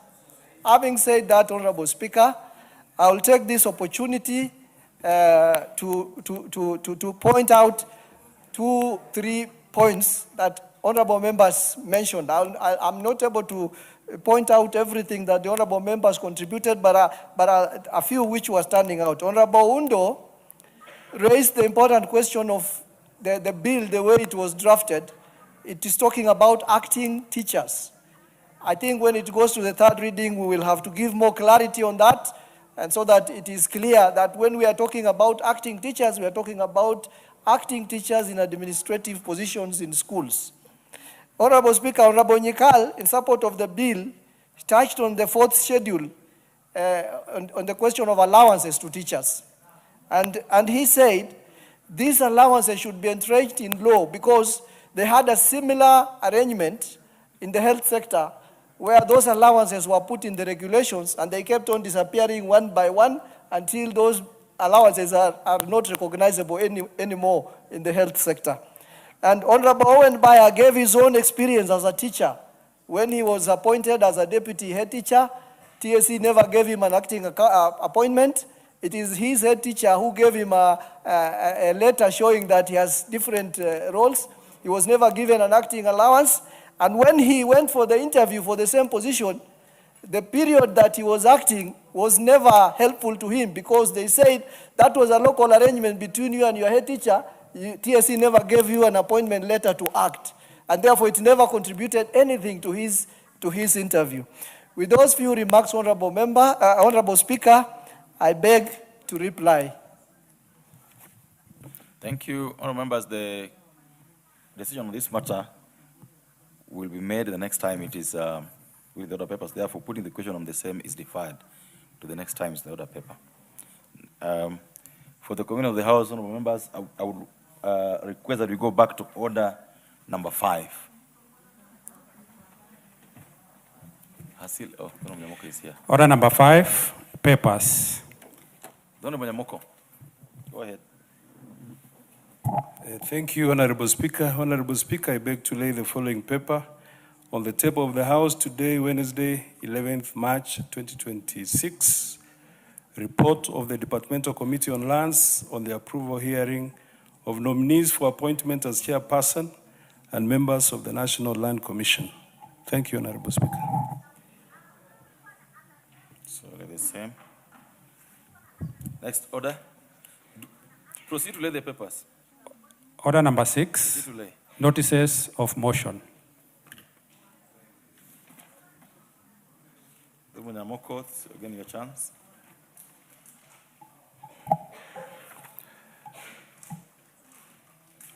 Honorable Speaker, I beg to give notice of the following motion, that taking into consideration the findings of the Departmental Committee on Lands in its report on the approval hearing of nominees for appointment as chairperson and members of the National Land Commission, laid on the table of the House on Wednesday, 11th March 2026, and pursuant to the provisions of Article 250, 2B of the Constitution, Section 12 of the National Land Commission Act, Cap 281, and Section 3 and 8 of Public Appointments Parliamentary Approval Act, Cap 7F, and this House approves the appointment of the following persons as chairperson and members of the National Land Commission.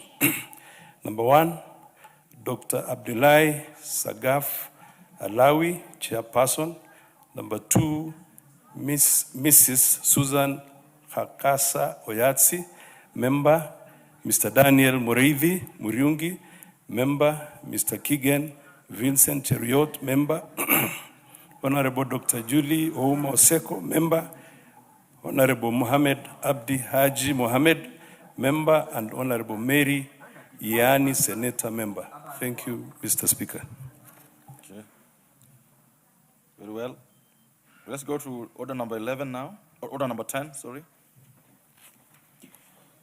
Order number 10, The Universities Amendment Number 5 Bill, National Assembly Bill Number 79 of 2023, second reading. The Honorable Major Gathiru.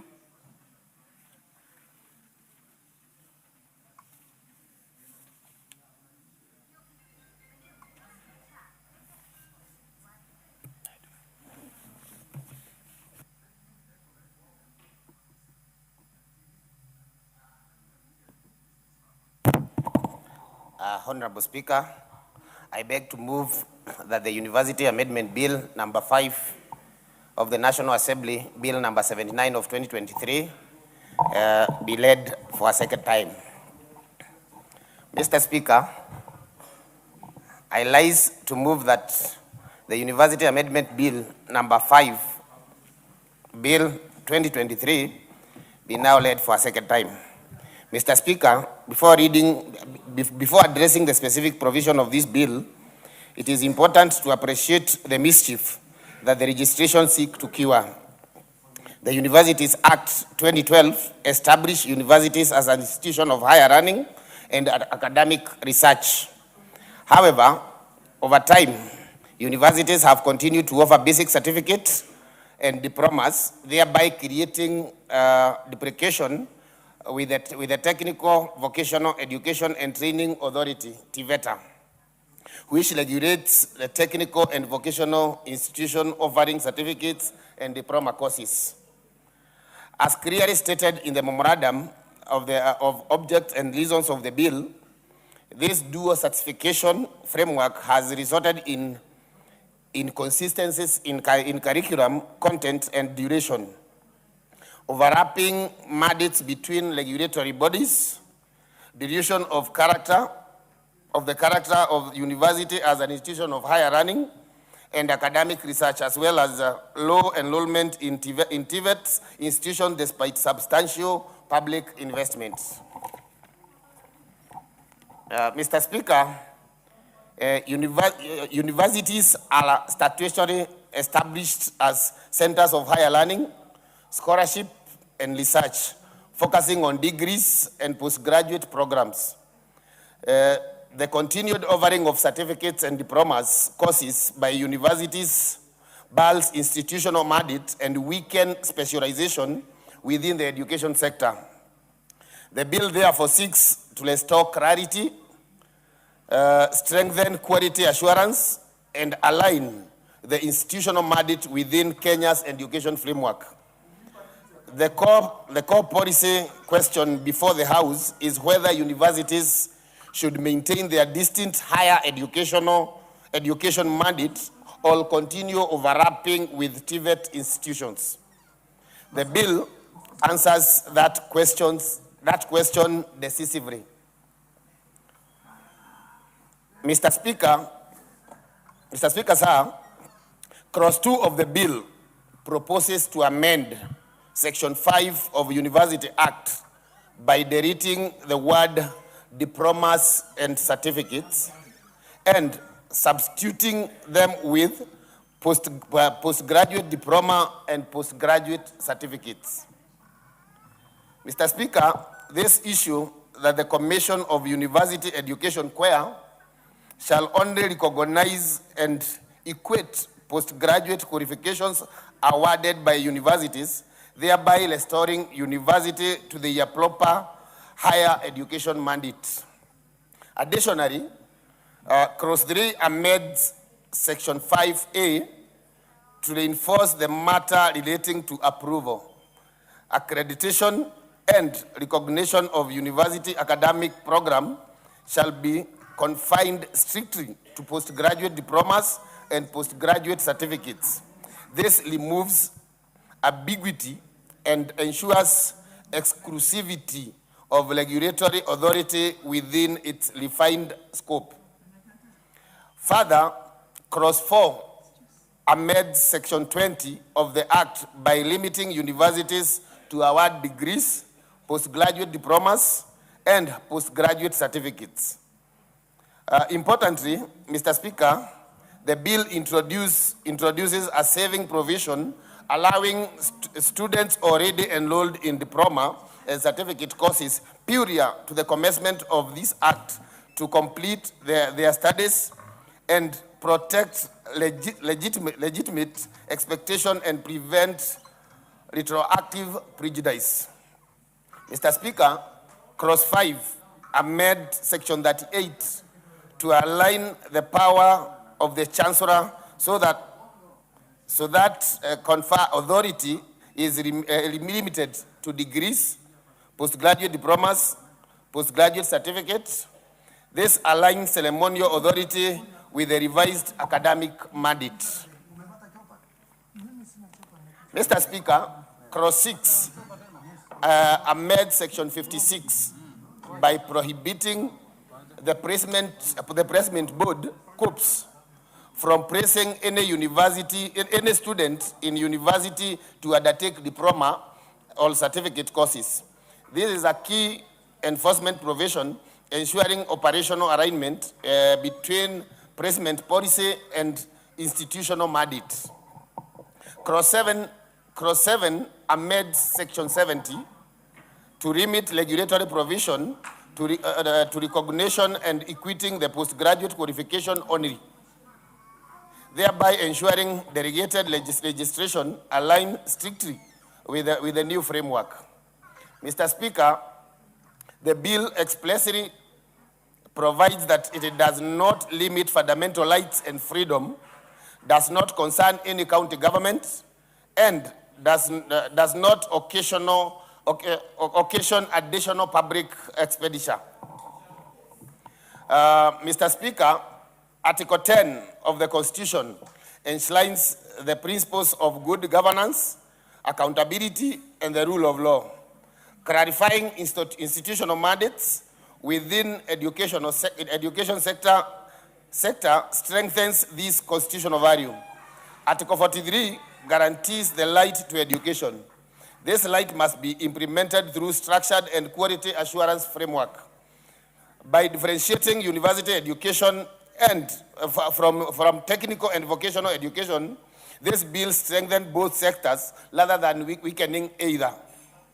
Mr. Speaker, the government has invested heavily in TVET institution, yet many record very low enrollment. Limiting diploma and certificate program to TVET institutions will increase enrollment and promote skill-based training aligned with national development priorities. The bill enhances quality assurance by eliminating duplication between QUEA and TVETA in regulating similar qualifications. It also promotes fiasco prudence by ensuring university-focused resources on higher academic and research functions.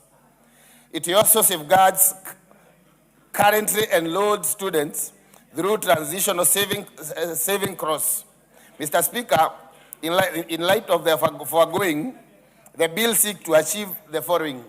1, restore university to their core mandate as institution of higher learning. Number 2, it strengthens TVET enrollment and specialization.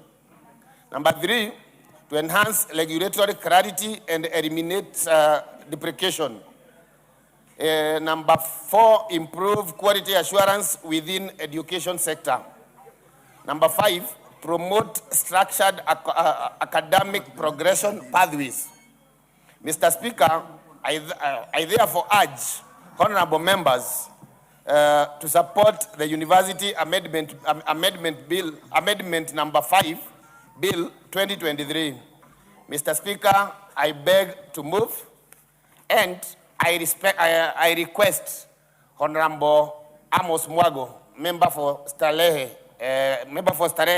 constituency, to second. I thank you, Mr. Speaker. Very well, Honorable Mwango. Thank you, Mr. Speaker, sir. I beg to second. Mr. Speaker, sir, I rise to second this important bill because it addresses a fundamental structure issue within our education system, the question of institutional differentiation and mandate clarity. mandate clarity for efficiency and growth of institutions and better service delivery in our institutions. This bill is not an attack on universities. It is not a reduction of opportunity. It is not a limitation of access. Rather, it is a restoration of order within our education or within our higher education architecture, which was designed to achieve so much for this country in matters addressing development in this country and the gaps that we have in terms of economic, political, and socio-economic challenges that we have in this country.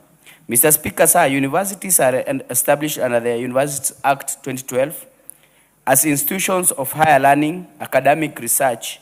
However, over time, they have expanded into offering certificates and diploma programs, functions that are equally and properly undertaken by technical and vocational education and training institutions. This has created duplication in regulation, curriculum inconsistency, and blurred institutional mandates. And it has also reduced focus on core mandates of these institutions of producing solutions to our problems as a country through innovation and inventions.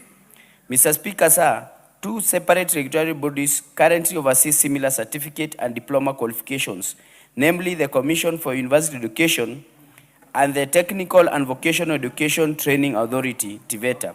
This overlapping jurisdiction weakens regulatory efficiency and undermines specialization, since these two institutions actually gives different standards to these institutions, which are not collaborative and may create a confusion, because judging the standards of a college and a university from different commissions brings some confusion. The bill resolves that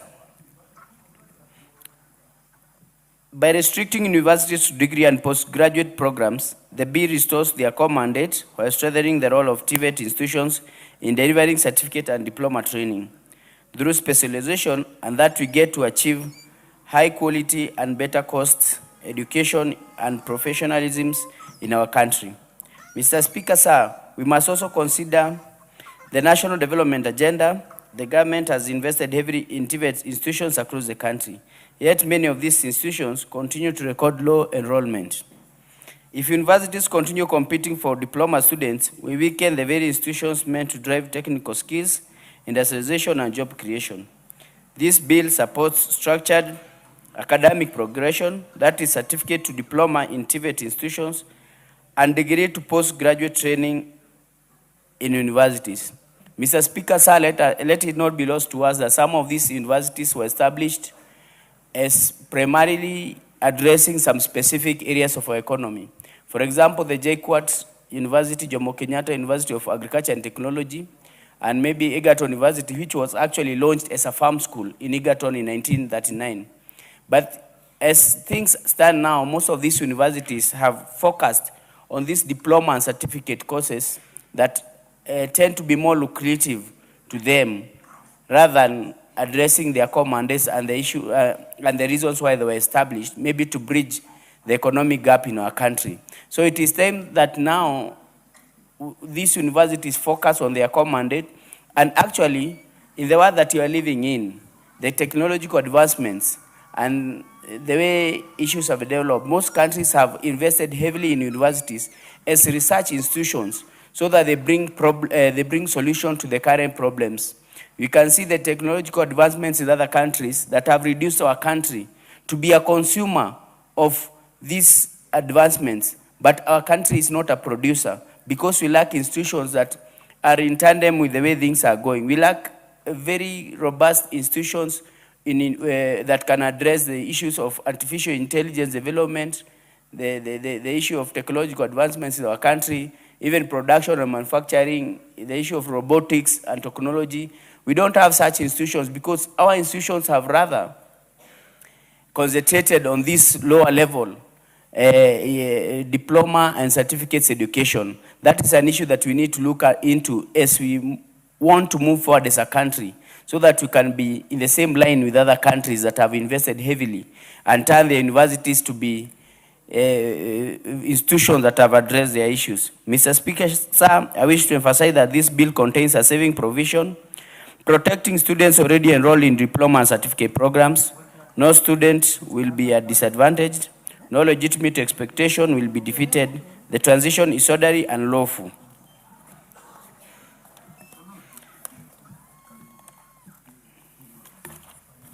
Further, the bill does not limit fundamental rights and freedoms. It does not concern county governments, and most important, it does not occasion additional public expenditure. It is therefore constitutionally sound and fiscally responsible. Mr. Speaker, sir, differentiation does not weaken institutions, it strengthens them. Clarity does not reduce opportunity, it enhances quality. For these reasons, I support the policy direction of this bill and urge honorable members to debate it favorably. Thank you, Mr. Speaker. I second the bill. Thank you so much, and thank you both of you for such eloquent opposition of the bill on the floor. I now therefore propose the question that the University's Amendment number 5, Bill, National Assembly Bill number 79 of 2023, be now read a second time. And before I give, the first person to contribute on this, members, we got students from Greensville School, Kajiado West constituency and Kajiado County, seated in the Speaker's Gallery. And we've got students from Milmani High School, Naivasha, and they are seated in the public gallery. They're from Nakuru County. They are all welcome for our proceedings this morning and afternoon. And I would ask the Honorable Member for Naivasha to welcome them to the House.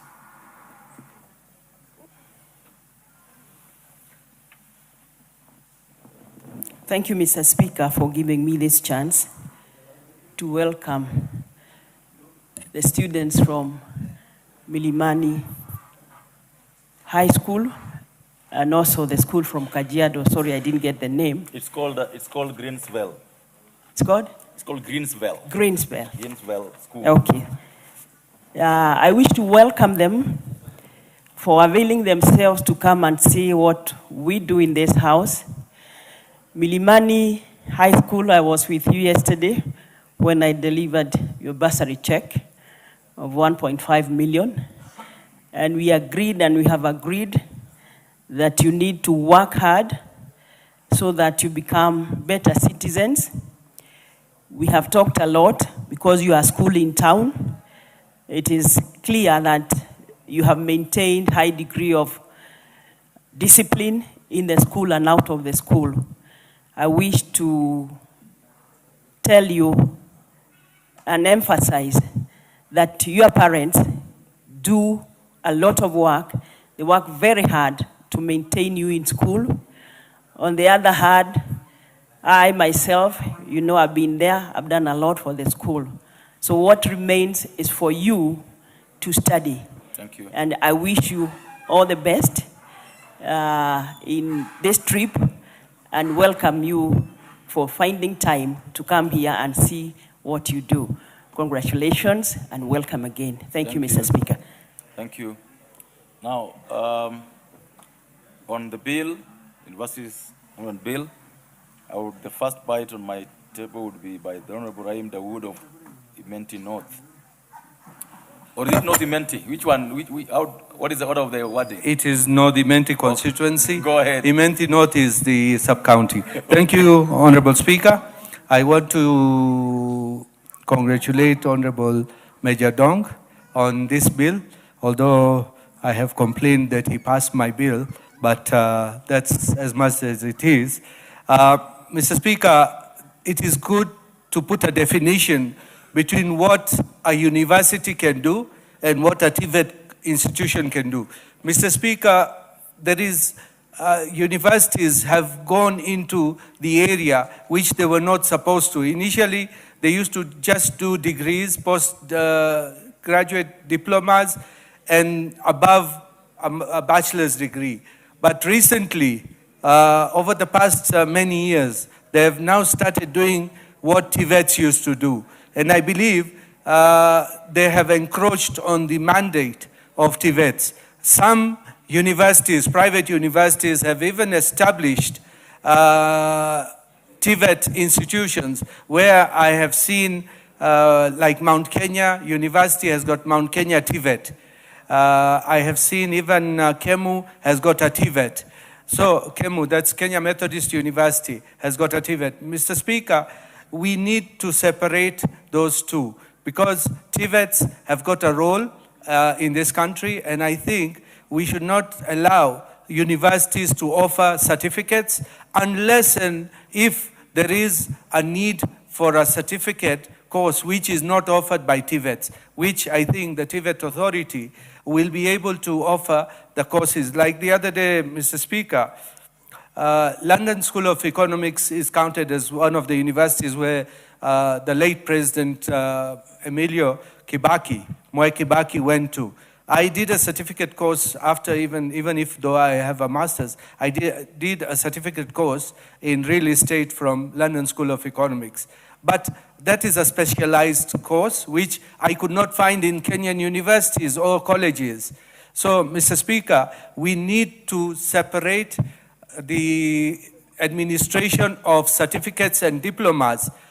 They should be under one institution, and because when they are offered in the university, they are under the university and not under the TVET institution, the authority. So that means the way they grade the certificates and diplomas is not the way TVET would have graded them. So that creates an anomaly in the certification between a university and the TVET institution. So we need to, whatever the honorable member has proposed, for the transition, they would be allowed to finish. But once this act, the bill becomes an act of parliament, then they should cease any more advertisements or offering of certificate or diploma courses. Mr. Speaker, we need the universities to be churning out graduates in bachelor's, in master's, and PhDs. We do not need them to go down to the certificates because that one is already being done. And then the government needs to strengthen, the Ministry of Education needs to strengthen the TVET institutions because, Mr. Speaker, there is an issue that some of the TVETs are not given enough, enough infrastructure or funding. We need to increase the funding to go to the TVET institutions because they're the most important. They touch to the basics, the ones who have not made it to university, who have not got a C+ and above. Mr. Speaker, 50% of our students do not make it to university grade. So where do they go? They go to the diplomas and certificates. And who are the best people to offer those courses? The best people are the TVET institutions. So, Mr. Speaker, the government should have a policy to do better on the TVET institutions so that we, in this country, and I would urge the government to do courses where the people who are being trained, they can look for jobs. They should not be thinking about white-collar jobs, Mr. Speaker. We need artisans, we need electricians, we need plumbers, we need painters. We need a lot of the physical activities being done. And you will see that people will be thinking that now they are going to do courses in diplomas and certificates and degrees, where we have got a lot of degree holders who are going on the streets. They do not have a job. They will do any job. I think it was last year, where I saw a degree holder doing a menial job, whereas he had a degree. So, Mr. Speaker, I think we should encourage many more, even the ones who have, there were people in my constituency who got a B, who got a B+, A-. They did not go to university. They opted to go to a TVET or a national polytechnic because they know that's where the jobs they will get after qualifying. So, Mr. Speaker, with those few remarks, I want to join Honorable Major Dong and say this should be passed immediately. Thank you, Mr. Speaker. Honorable Member for Bondo, the Honorable Ochanda. Thank you, Mr. Speaker. Mr. Speaker, I think the amendment is spot on. It's really spot on. Those of us who have been here a little bit longer in this country, will remember that up to 1987, there was quite a bit of order in terms of training progression in this country. And that was more so in relation to that older system, like the A-level system, where when you were in a secondary school, there was what we used to call career books. In Form 4 or Form 3, you were indicated to that now when you get to Form 4, this, if you get to reach here as your highest level, these are the areas where you can get to. When you get to A-level, Form 6, these are the areas where you can get to. And when you pass Form 6, this is for the purposes of the university. I think there was some good order in terms of training progression. The only thing that was lacking at that particular time was if you cleared Form 6 A-level and you get to a diploma, like those who are going to what we're calling the national polytechnics, they didn't have any other level other than that. That was like the end. I think that was the little gap that was there in that system at that particular time. If that gets to be cured, and I think that's exactly what this bill is intending to do, if it cures that, the chances are that we'll be doing quite a bit to the issue of career progression and issues of specialization.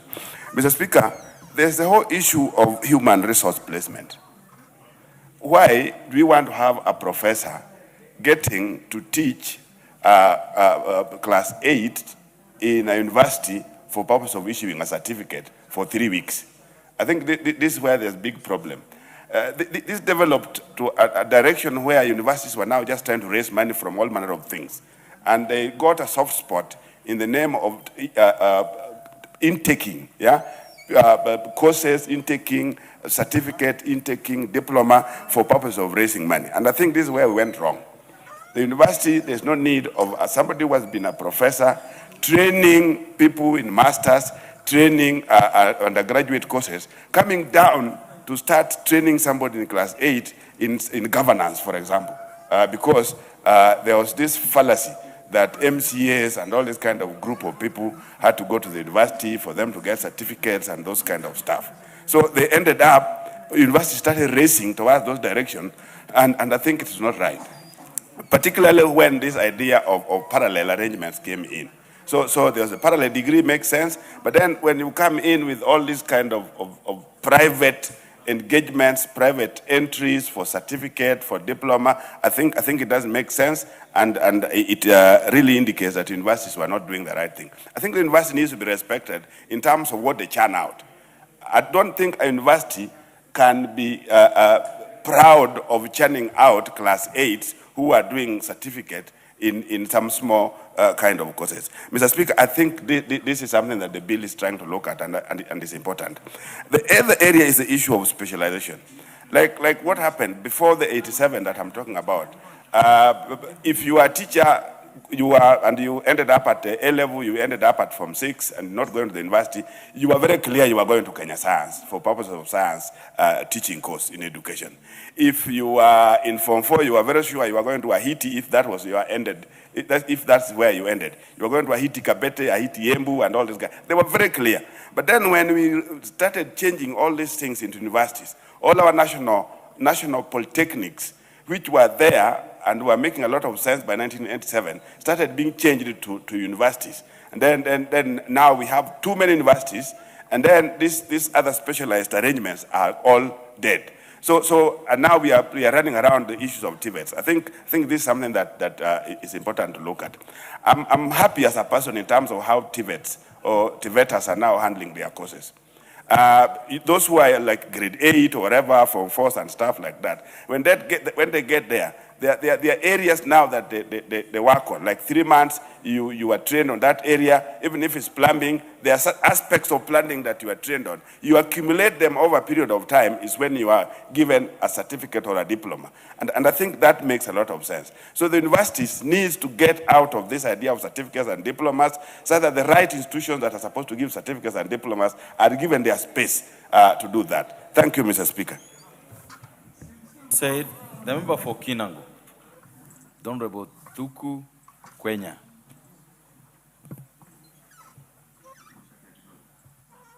Thank you, Speaker, for this opportunity to make my contribution to this bill that has been proposed by the member for Embakasi Central.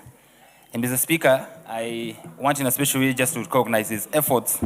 But however, I want to disagree or to oppose this bill. The reason as to why I take this position from the onset is because we must look at what is the practice in the world over, so that then we do not reinvent the wheel. Mr. Speaker, universities have specialized curriculum.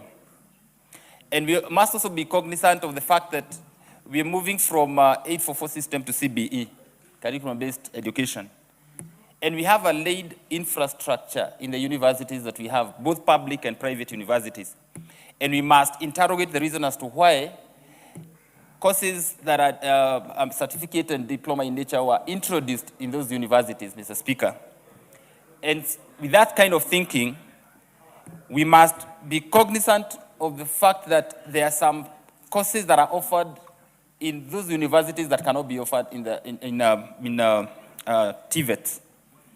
And indeed, if we are going to do away with certificate and diploma courses in our universities, then we must do the cost effect, the effect as to what is going to happen to our learning institutions that have heavily invested in their monies in such courses. You realize courses like engineering, Mr. Speaker, if you just take a tour to a university like University of Nairobi and see the kind of infrastructure that they have, and the reason as to why then we must encourage that diploma courses, some of these diploma courses be done in universities, it is because of the capacity that they have.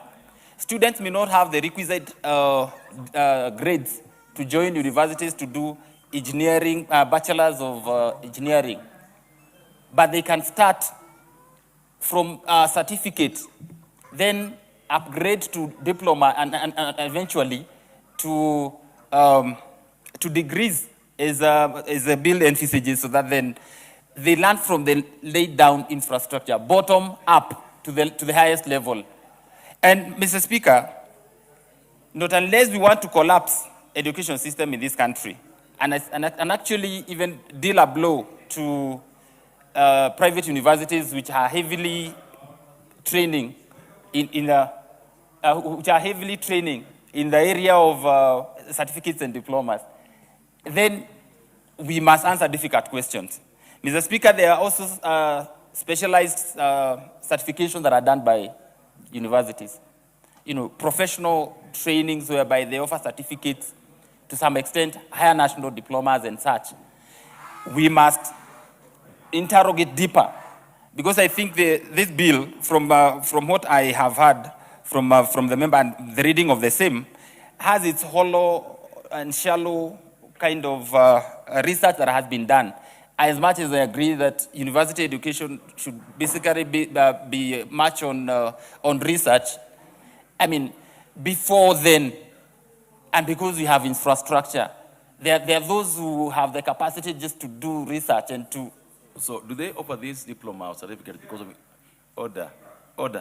Yes, Mr. Speaker. Do they offer this because they have infrastructure to offer them, or they have huge infrastructure that's not being used and therefore they're looking for a chance of getting money? It is not just about monetary issue, Mr. Speaker. They have capacity that... Order, the Honorable Dawood. Mr. Speaker, the Honorable Member... What is out of order? He said that there are courses which universities are offering in diploma and certificates which the TVET institutions are not offering. I would want him to name which courses are those. But that's not a point of order, of course. Thank you, that's Speaker. Not a point of order, of course. But Honorable Tuku, you hear his request for information? Yes, I hear, Mr. Speaker. In fact, in terms of capacity, I'm not talking about infrastructure so that then they can act as if they're just rent-seeking. I'm talking of infrastructure in the sense that it may be underutilized, because basically university education is more on research. But as such, they have infrastructure that can be used to train low-key engineers. All we should be asking is to have an examining body that examines those students who are in the university and those that are in TVET within the same standards. so that then we do not have students who are examined through university, the regular university examinations, and now TVETs having their own kind of examining body as it is today. But indeed, we cannot, in fact, as members of parliament, sit here to destroy an existing infrastructure that has been laid by especially private universities. Because if we do that, then not unless then we proceed with what has been happening in the past, whereby private universities will be admitting students from regular, that are funded by the government, so to speak. If that does not happen, then we are going to have so many private universities closing shop, and of course, which is not good for this country. I oppose this bill.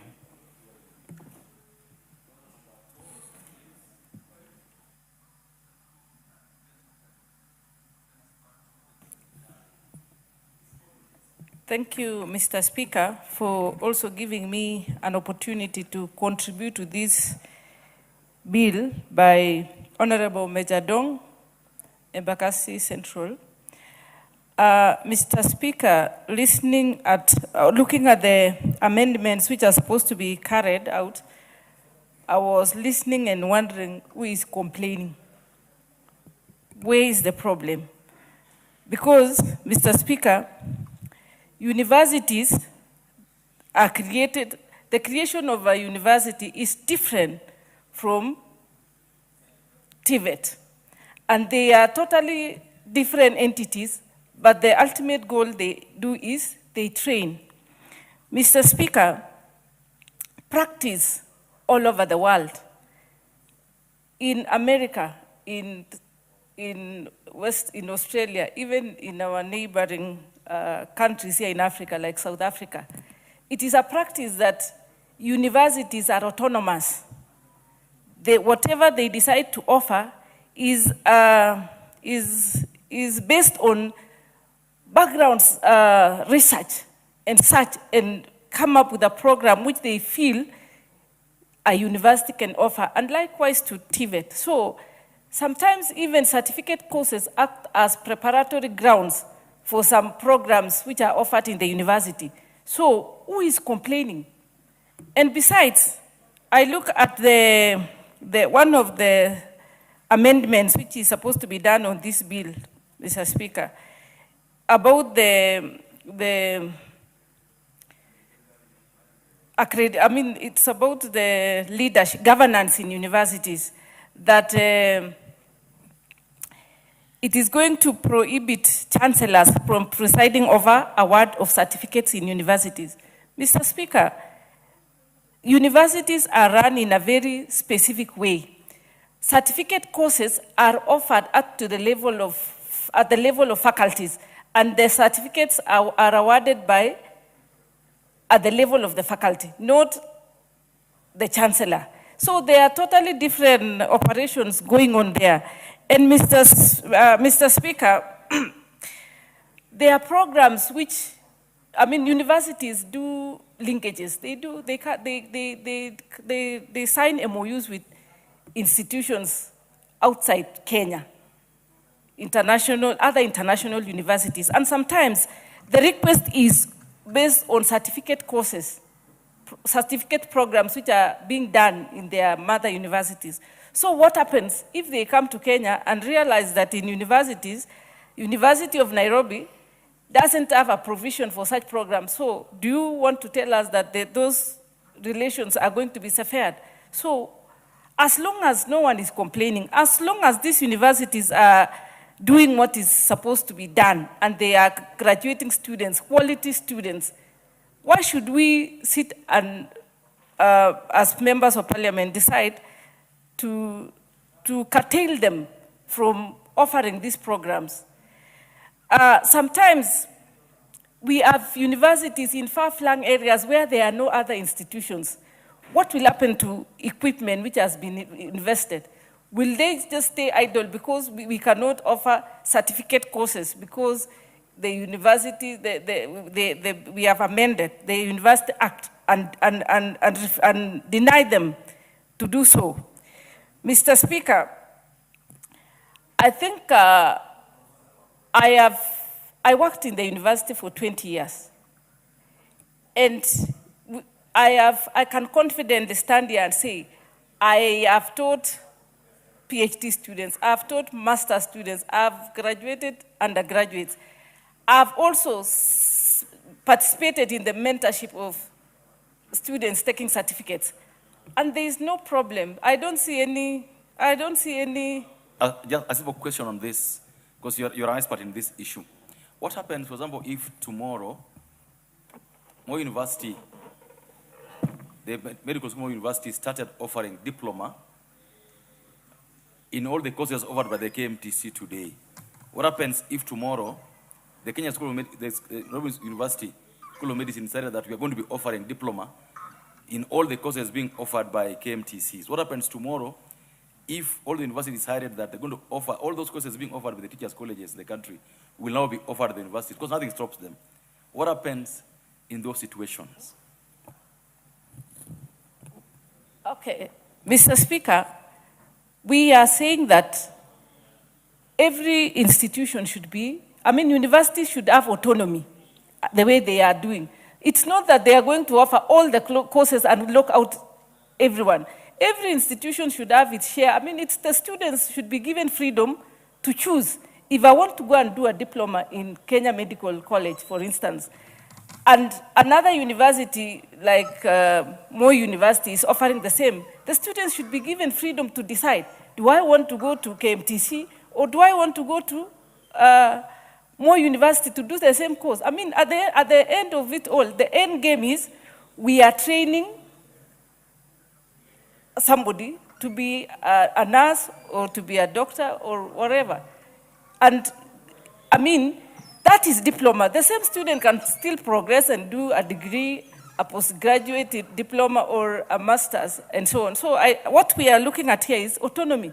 We shouldn't now curtail our students and say, because you want to do a certificate course, you can only do in TVET A or in this college, but you can't do it in a university. If a university is offering and it is doing well and the student is interested, sure, why not? Why should we curtail ourselves? Students of today are impatient and they have options. So when you want to box them to start thinking along one dimension and say, for me to do a certificate course, I must only go to a college which offers certificate. For me to do this, and sometimes some students like, sometimes it is better to do it progressively. Like I can go to university A, start with certificate, progress, because I know I'll get exemption in some courses because I did them in diploma. I can do it progressively. So, Mr. Speaker, I strongly oppose this bill because I feel going this way is going to, institutions are supposed to be autonomous. Universities are supposed to be autonomous. We have, the way they do their programs, the way they look at their curriculum, they look at it progressively. What is offered at diploma, at certificate, and degree, and postgraduate are not the same. We don't need to strangle them at this level. We have invested so much in our universities. We have just begun expanding the TVET. Let us give them time to evolve before we make a decision and say, now, universities, you do your business, TVETs, you do your business, Kenya Medical Training Colleges, you go different directions. Let's look at education in a perspective which we don't deny others an opportunity to be what they are. Egerton University, for instance, had been a very good example of an agricultural college. It grew from a college training, a college agriculture, all the way to be a university, a public university. We cannot deny them to still offer certificates courses in agriculture because they have the equipment, they have the expertise, they are the people and we shouldn't be worried about a professor teaching a diploma. Why should we, or a certificate? A student should benefit from the expertise. And these professors don't just go and teach, they mentor. I mean, they are not going, the lecturers who take the certificates are being mentored by the professors. The curriculum is being oversighted by a professor. So we shouldn't just close shop and say now we migrate to certificate and then we relegate to colleges, and then when you start with we migrate to the university, we offer diploma, degree, masters and postgraduate. So for me, I oppose the bill. Before the Honorable Nikal, we got students from Kui Secondary School in Baringo North, Baringo County. They are welcome for the proceedings this afternoon. The Honorable Nikal, as you do this, also do the honors of welcoming students to us first in the public gallery. Thank you, Mr. Speaker, for giving me this opportunity. First, to welcome the students who have come to visit this house. I think they have come at the very right moment when we are discussing a very important point on the education, certificate level, diploma level at university. And I think it gives them the opportunity to understand how we operate and also to sharpen their ambition so that they realize that one of these days they may themselves be actually sitting here and making these decisions. That's an important experience for them. So we welcome all of them and wish them a good stay in the town and their trip back. Mr. Speaker, having said that, I want to discuss basic issues regarding this bill. In principle, I support the bill. But it actually raises a more fundamental issue than we are discussing here. What has surprised me is that the majority of us do not really understand or believe in the mandate of a university. The mandate of a university, in my mind, is not teaching. That's not mandate number one. It is not even training. That is, in my view, is not mandate number one. The mandate of university is actually to search new knowledge. Professors who have been at the university will tell you, you will never progress in a university if you do not do research. Publish or perish. So what universities are supposed to do is to get new knowledge. To do research and find out how the world works. Countries, Western worlds that are powerful, they're not powerful because of their politics and the way they do. The main thing is that their knowledge of how the world works, particularly in the world of science. It's not possible to go into another country and pick the president just by political power or just by force. You need extreme knowledge of how things happen. So universities are supposed to produce knowledge through research. The second one, in my view, is dissemination of that knowledge. And it is this dissemination where actually training comes in my view, as a third one. So, but you then want to train people at a level where they'll be able to participate in research that is key in survival in this world. We are not doing well in these parts of the world because we do not put emphasis in research and even finance it.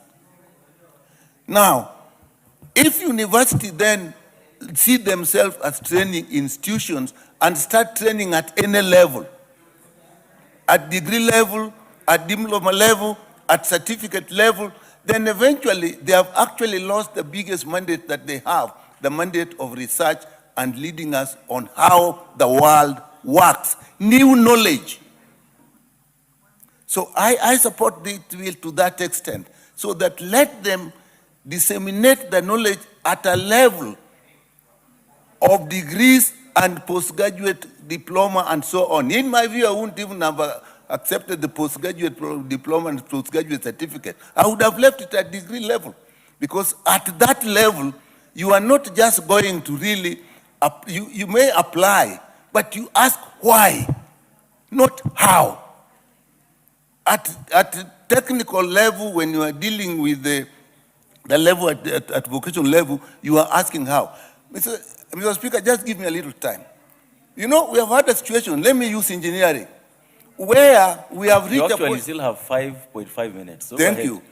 Mr. Speaker, we have a situation in this country where people sometimes do not know how to distinguish the difference between, say, an engineer and the diploma technologies. And sometimes you hear that people are saying that these universities are producing engineers that do not, when they go into the market, they do not perform. The question is, the industry is looking for technologies, the diploma guys, to do the things. What an engineer is supposed to do, Mr. Speaker, let's start with the science itself. The PhD guys and above, they are supposed to do research, get new ideas. And when they get those ideas, then you need, say, engineers who can say, if that is the idea, if you pass light through a glass, it bends the light. How can we use that to create products? It is at that time when you will need the technologies actually to now say, okay, if the engineer designed that, now I can use that, we can use that to produce a product. And when that product has been produced, then you now put it actually at the level of the factory where then it produces en masse. That is why people say these engineers from Nairobi University are not good, we have retrained them. They are not retraining them, they're reducing them from engineers to technical people. Because they are looking for technical people, but they are picking engineers. So that is the distinction we must clear. And there should be a ratio. I'm going to use engineering, but it can be the same. When you have engineers, there should be a ratio of the number of engineers in the country and the number of technologists and technicians in the country. So the scientists have the ideas.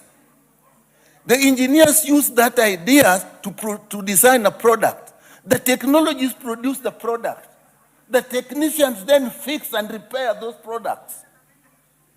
That is the order in which things are work. But when you start producing in large numbers, where you don't, engineers and the technicians are all mixed up, we have a problem. We have a problem. So to me, I think time is coming that now let university do its role. Mandate number one, research. Get us new knowledge. Why things are happening. Why people die with floods in Nairobi. This is something was noted in 1906 when the medical officer actually said that the way Nairobi is treated, it will have floods, it will have epidemics, and people will die. Nobody listened. Actually, that guy wanted Nairobi to be transferred up to Kikuyu. So that information, then the degree people then design, then the technology. So we must have that idea is when things will work. So in my view, I support it in that context so that the universities can do what their job is. Again, when you then have, when then you come to training technologies, there also must be a link, as I said, there must be a ratio, so that what is done at the university level finds application at the TVET level.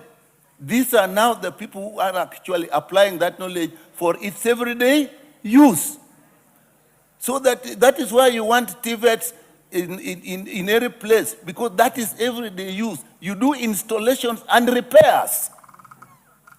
Installations and repairs are not the work of engineers, if I use that. So we really must have that distinction. So the other thing then comes is then people are now looking to raise funds. Again, because we don't fund our institutions. So when people are looking to raise funds, they start actually taking people in, not because of their mandate, but because they want to raise funds. As you asked, we have a problem in this country, for example. I'll give you an example, where universities now have designed a course, say for clinical officers, where we have BS, Bachelor of Science in medicine and surgery. Then that is a clinical officer. Then now you have Bachelor of Medicine, Bachelor of Surgery, and that is a doctor. I've never understood how in the world you are going to distinguish those two people. Because the universities are not sticking to their roles. And therefore, they are now training, they are training courses. It then will bring another issue. If you see the amendment of Clause 5 and Clause 5A, it will bring an issue of then distinguishing which is which within the country and which is which when they come from outside the country. And the third issue we'll have is the issue of regulation. Now, we have a situation in this country where universities now, because of the Commission of University in Section 5, actually provide that universities can design the programs and train people without reference to regulatory authorities. So you find the engineering board is asking, these people, you train them, we didn't see the curriculum, we didn't see their training, can we register them? We'll give you 1 minute more. Can we then register them as technologists or certificate people? Because we didn't link that with the regulatory authorities. So this bill, actually, I support it, but we will actually need to do a lot of amendments. Because remember last week, the issue was coming here of the conflict between the universities and MTC training. You remember the speaker said we should go and find a solution. This is part of that.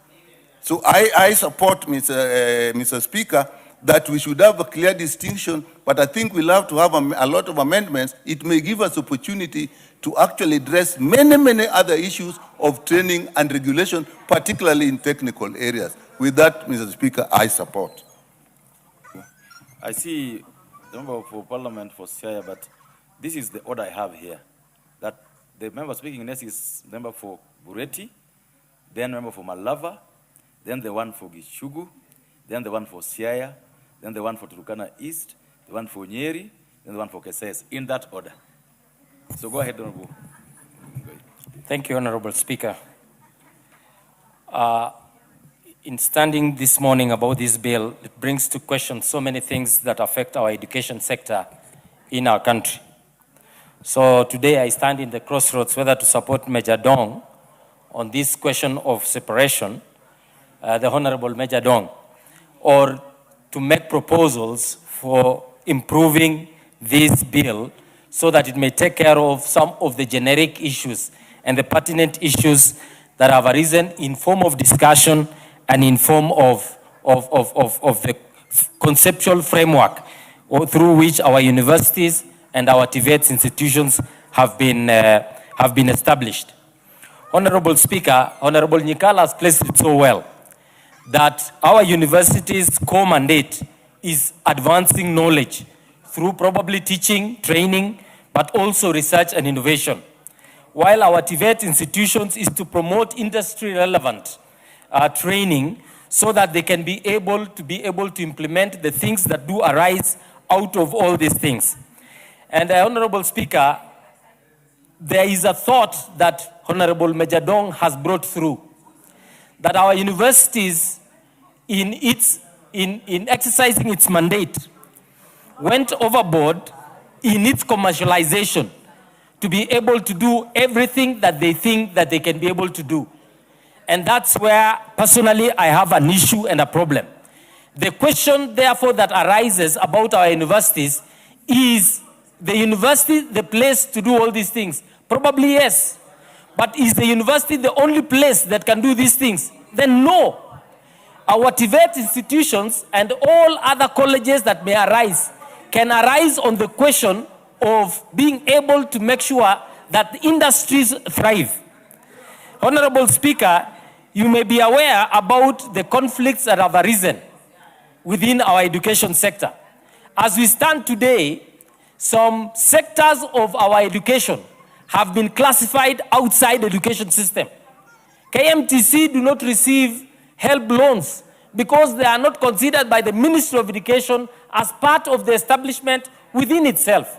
Kenya Institute of Higher Education is not considered, Kenya Institute of Highway Building and Technology, a department, a college within the Roads Ministry, is not considered by the Ministry of Education and therefore cannot pay for the students within those departments. KMTCs is considered as a health education facility and not an education facility. These things, we must come to the place where we will have to either link them or be able to separate them for the purposes of running this institution.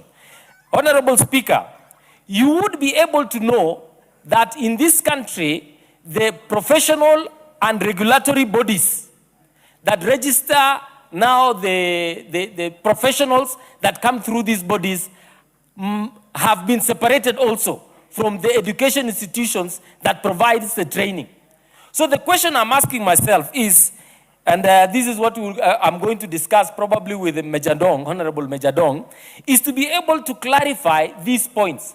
I agree that universities will do the training and probably advance education. But where is its application in our TVETs? Or where is its application in the lower levels of artisanship for us to be able to say that now we have a comprehensive outlook both of education, training, and application of this knowledge in the industry?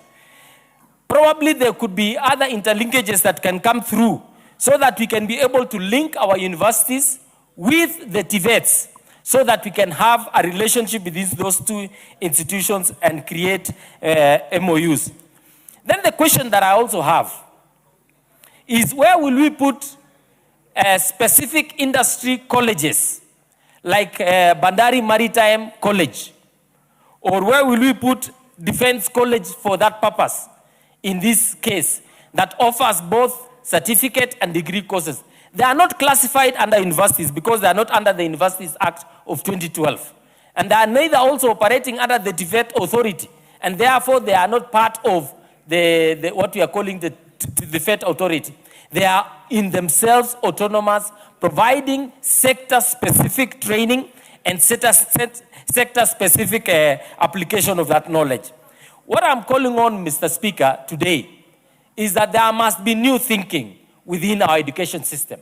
And we have the opportunity from the time that we had the Presidential Task Force on Education System to be able to now look through from the certificate courses, the diploma courses, the degree courses, and the higher levels of degree, so that we can be able to see how, as a nation, we are able to produce that which our market needs, and we are able to make sure that the education investment that we are making as a nation is not only benefiting us to look into the future of innovation, into the future through research, into the future through the work that they do in the universities, but also to make sure that this knowledge is applicable and relevant to the market and make sure that they are there. Finally, Honorable Speaker, I think we need also to speak to the infrastructure development within our TVET institutions. So much has been done by this regime, the Kenya Kwanza regime, in the promotion of these mid-level colleges. But what we hear from the ground is the support that is provided to this institution is minimal. The college that is within my constituency, Bureti National Polytechnic, they're telling us the capitation for students within these TVET institutions is not coming on time. And therefore, we end up crippling these very institutions that we want to promote for us to be able to bridge the gap between the industry and the academia. We want to ask the government, and I particularly want to call upon the Ministry of Education, to look at each and every institution independent of each other for us to be able to promote not only local knowledge, but also universal knowledge for the general application in the country. There are sectors, there are universities that were created to cover and to plug the gap within certain sectors of our economy. Egerton University was an agricultural university until by its commercialization mutated into something else. Eldoret University was a technology university. So was JKUAT. But the questions now that we have not been able to cap these things, we have seen universities marry-bound into areas that they do not even have expertise, or into areas they do not have core competences to be able to train. And therefore the country suffers because we have followed the philosophy of where the money is, or the philosophy of where we'll get the students. And the capitation system that does not seem to recognize the amount that we need to invest in these institutions. So, Honorable Speaker, with this broad thinking, I think for now I support the motion, the bill that is before us, but will propose amendments with particular focus on making sure that there is coherence in our education sector, that our education should be streamlined to provide solutions not only to Kenyan problems, but also regional problems. But our universities must remain training institutions and also research institutions to provide us with future knowledge that we may require in new enterprises that may come through, or advancing our knowledge through the work that they do in the universities. Honorable Speaker, for now I support, but will propose amendments to this bill. Thank you. Said, Honorable Ndakwa of Malava. Thank you. Thank you, Mr. Speaker. I rise to support this university amendment bill brought by Mechandong of Embakasi Central. Mr. Speaker, looking at this bill, this law is meant to change and bring the equality, and also with the current situation, Mr. Speaker, the Act will enhance governance, it will enhance funding structure, and also, Mr. Speaker, sir, it will give the quality of higher education in this country. Because of that, Mr. Speaker, I'm saying that this will stop the growth of poorly regulated institutions in this country. Mr. Speaker, the separation of universities and TVET roles should be streamlined, because whatever is being offered in accredited institutions. Mr. Speaker, sir, the offering of diploma from certificate to diploma by TVET, and again being offered in universities, is taught by the same teachers, same professors, people with the same career and professionals, which is giving equality in the education. Because education is the only equalizer that one can get in lifeline. Mr. Speaker, sir, to me, I support by saying that the accreditation of certificates to diploma taught in universities and that taught in TVET colleges should be accredited differently.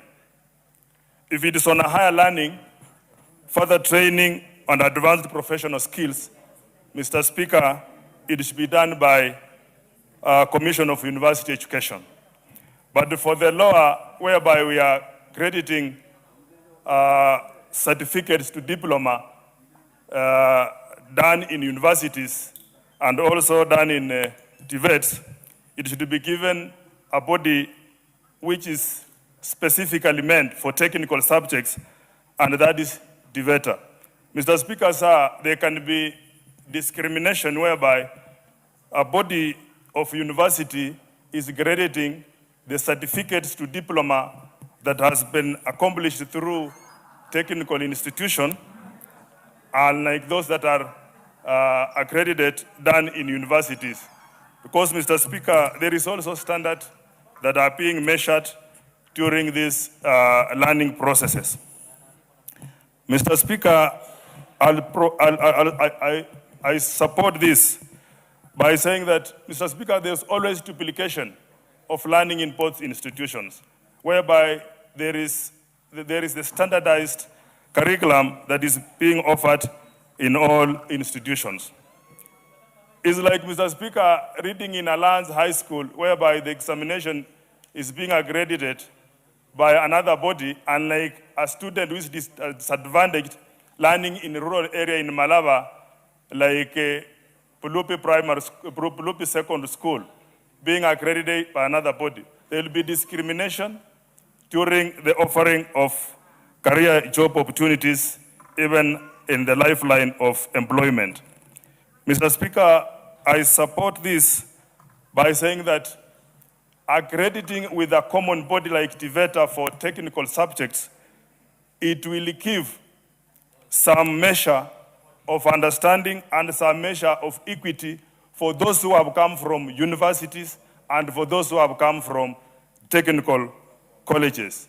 And also, it will give advantage for those who have come from higher institution of university, being given a leverage of having attained the skills in a higher standardized institution like university. Mr. Speaker, this one will have to give an improved skills for those who have trained in technical institutions, because it is about competition on job market. Mr. Speaker, sir, it will strengthen the technical jobs being offered across the lifeline of people getting employment. And this also, Mr. Speaker, can reduce the degree congestion whereby one is being accredited in a higher institution to feel superior, unlike those who have been accredited in technical subjects. Universities should give accreditation through their own commission of education, of university education, on higher training, research, and when they are doing some innovation. Therefore, Mr. Speaker, sir, I'd like to say that where they are offering certificate, diplomas, and artisan courses in TVET or technical institution, they should have their body of accreditation, which is TVETA, unlike whereby the formation of Commission of Universities is accrediting to be a disadvantage to those who have come from technical institution. Therefore, Mr. Speaker, sir, we need to have the distinction between the two. Those who are offering certificate to diploma should have one accredited body, which is done by TVETA, and those who are doing higher research and innovation in universities should be credited through Commission of University Education, because they have their own curriculum and standard measure of learning. I support. Thank you, Mr. Speaker. Thank you. The Honorable Githinji.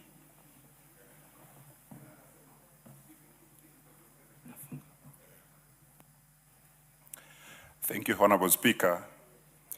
Honorable Speaker, I rise to support this bill by Honorable Major Dong. And Honorable Speaker, I've been trying to peruse through the University Act, and I can see there is also some deficiency in the definition of a university, because it only describes how to establish a university, but it doesn't describe. But I've gone further to look for a definition of a university, and the definition under the Cambridge Dictionary is: a university is an institution of higher education and research which grants academic degrees into bracket bachelor's, master's, and doctorate. It is usually larger than a college, often comprising several specialized schools, and focuses on both undergraduate studies and advanced specialized studies. That is the definition of a university, which definition is lacking in our act. Probably it's time we also think of amending the act so that we can define what is a university. And the reason I support is that there have been a mix-up of the courses that are being offered in universities currently. And the fact that universities also have financial challenges cannot be an excuse to allow them to offer diplomas and certificates under the Commission of University Education. And Honorable Speaker, there is no harm in universities also seeking to have a department, a separate department which offers certificates and diplomas, which should be under TVETA. But now when you mix them under the Commission of University Education, then that is where the problem is. And that is why this bill is very, very important, so that we don't make universities like commercial entities. They are institutions of learning, for people to be able to get undergraduate diplomas, undergraduate degrees, the masters, and even doctorate as defined in the dictionary. Honorable Speaker, the years I went to University of Nairobi, to be very frank, there were no diplomas offered in the University of Nairobi. There were only degrees, masters and doctorate degrees that were offered. Now, because the challenges, the financial challenges that universities have changed, probably because of mismanagement and other issues, have dragged universities to seek that they be accredited by the Commission of University Education to offer diplomas and also certificates. That is where the problem is. And I applaud the president of this country, who has been very keen on establishment of TVETs across all the constituencies in this republic. And I dare say that TVETs in this country are out of the brainchild of our beloved president, who was very instrumental in establishing the TVETs in this country. And Honorable Speaker, this is where all those people who wants to do diplomas, we should incapacitate, we should capacity build these TVETs. Yeah? Instead of placing these resources to the universities, let us place them to the TVETs. Actually, they are even closer to the people. Yeah? Most of the students who are not able to go to the universities because probably they are far. Most of the universities are domiciled within the cities because that is where we have enough resources. That is where most of the people want to put business because that is where they can get a big population and people who are able. The TVETs have now come in handy so that those students who are not able to go far can be able to access diplomas, can be able to access those certificates at the local level. What we need to do is a deliberate effort to capacitate, to build capacity within our TVETs so that we can absorb all those people. Those are the people who also want to do business. It's their choice, but they have to be under TVET so that they can be able to operate their business wherever they want to operate. But we cannot make an excuse of turning universities to institutions of offering certificates and diplomas, which are also very crucial to our people. But let them remain for the purpose they were created initially, but not for business purposes. But, Honorable Speaker, I will further discuss with Honorable Benjamin Gadhiru. There are a few areas that we may need to panel beat at the Committee of the Whole to amend so that this bill can we can make it better for operationalization. Thank you, Honorable Speaker, for that opportunity. Honorable Mbaka. Thank you, Mr. Speaker, for giving me this opportunity. This is a bill that is very interesting, but also a very, it's a hard nut to crack. If you look at what universities are traditionally, they should offer courses that start from a degree level, master's and doctorate. That is what is known worldwide.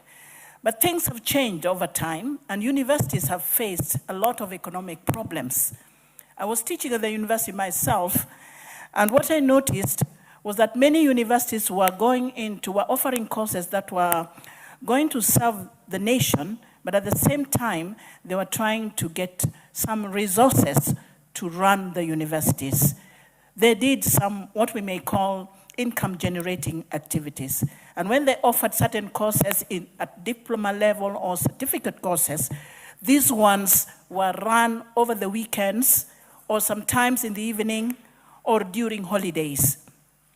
The intention was to address the nation's shortcomings, those who did not get opportunity to go to school at the diploma level or certificate level were addressed. But at the same time, it was to make money. So here we are in a dilemma whether how does a university survive if there are no funds. They were not able to pay lecturers.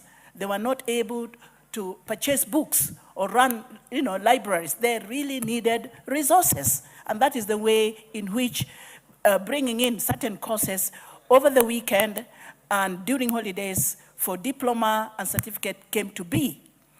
Now the dilemma is that we have so many TVETs in every sub-county in this country.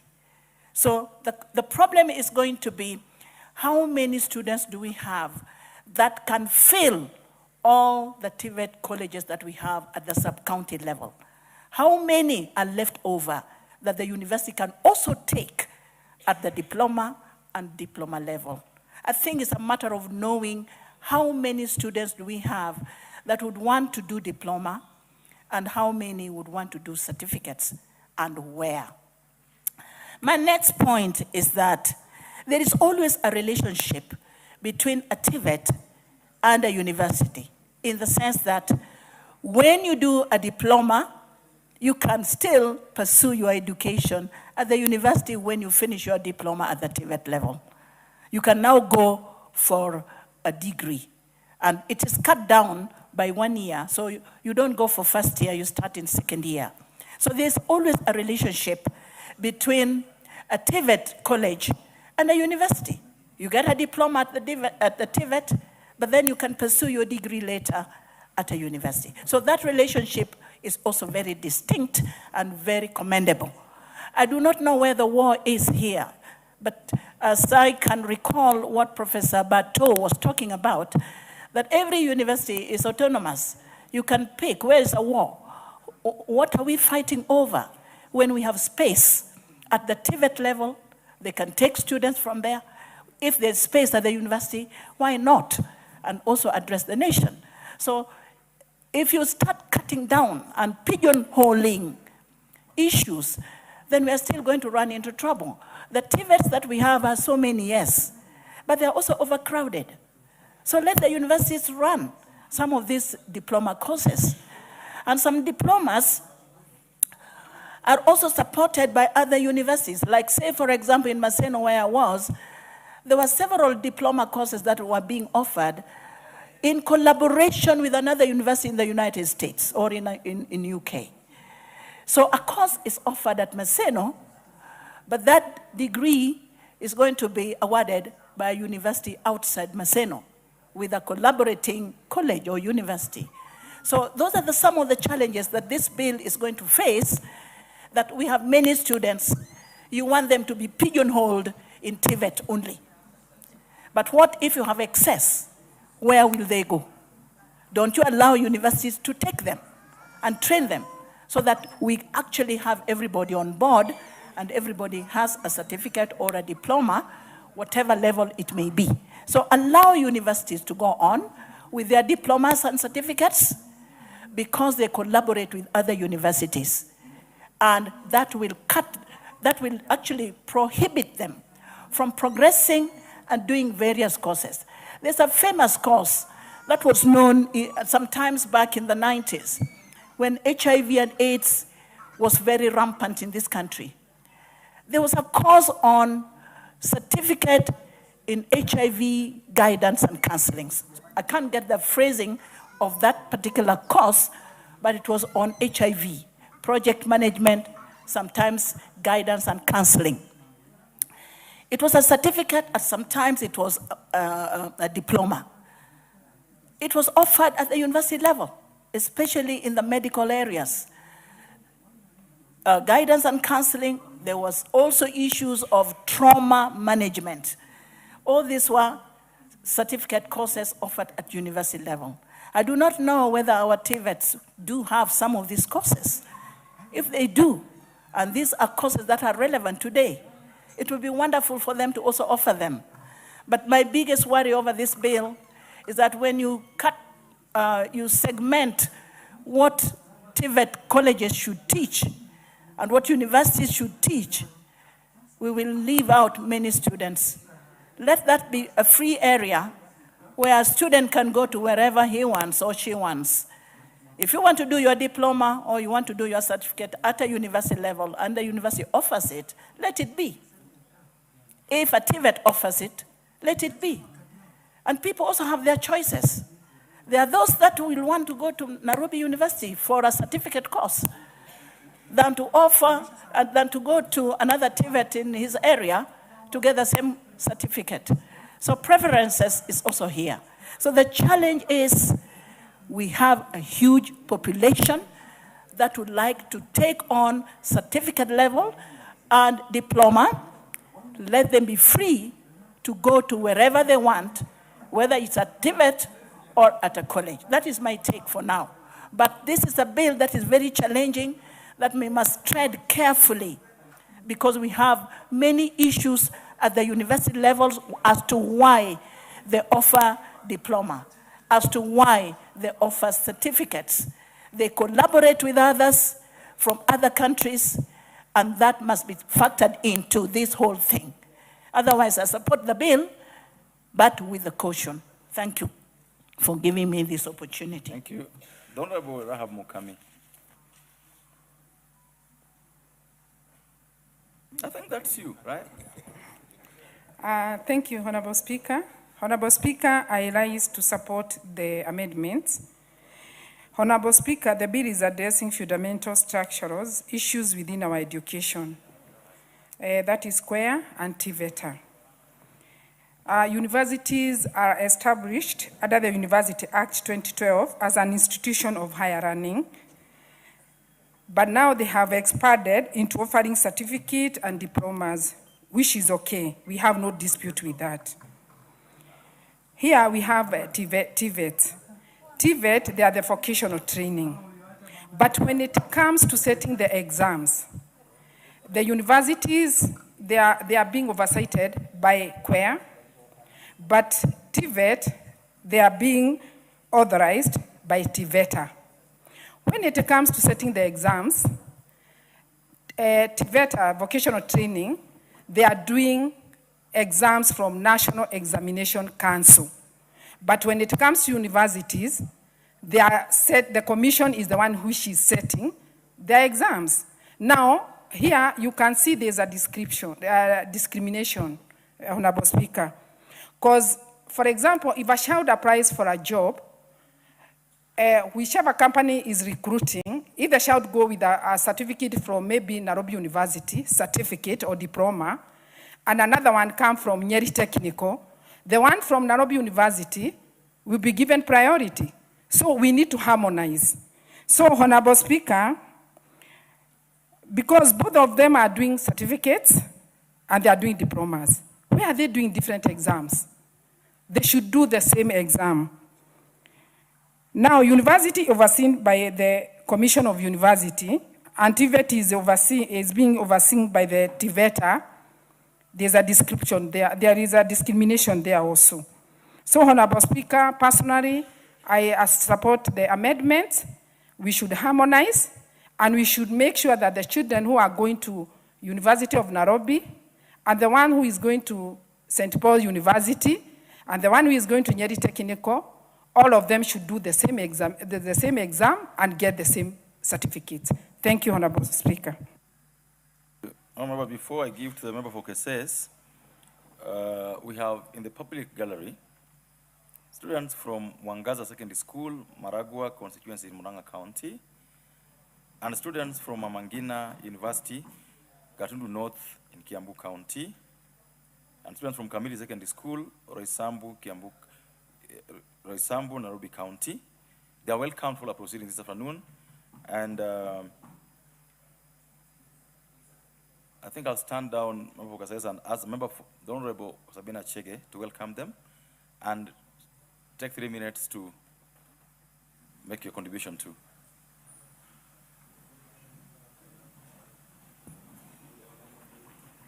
Thank you, Mr. Speaker, for the opportunity as I welcome the students in this house. Mr. Speaker, with special recognition of the students from both Maragua and Roysambu constituency. Mr. Speaker, and all the other students who are here, I hope they learned something. Mr. Speaker, I am torn in between this bill. As I stand to support Mr. Speaker, you might need to rethink about the amendment proposed. Mr. Speaker,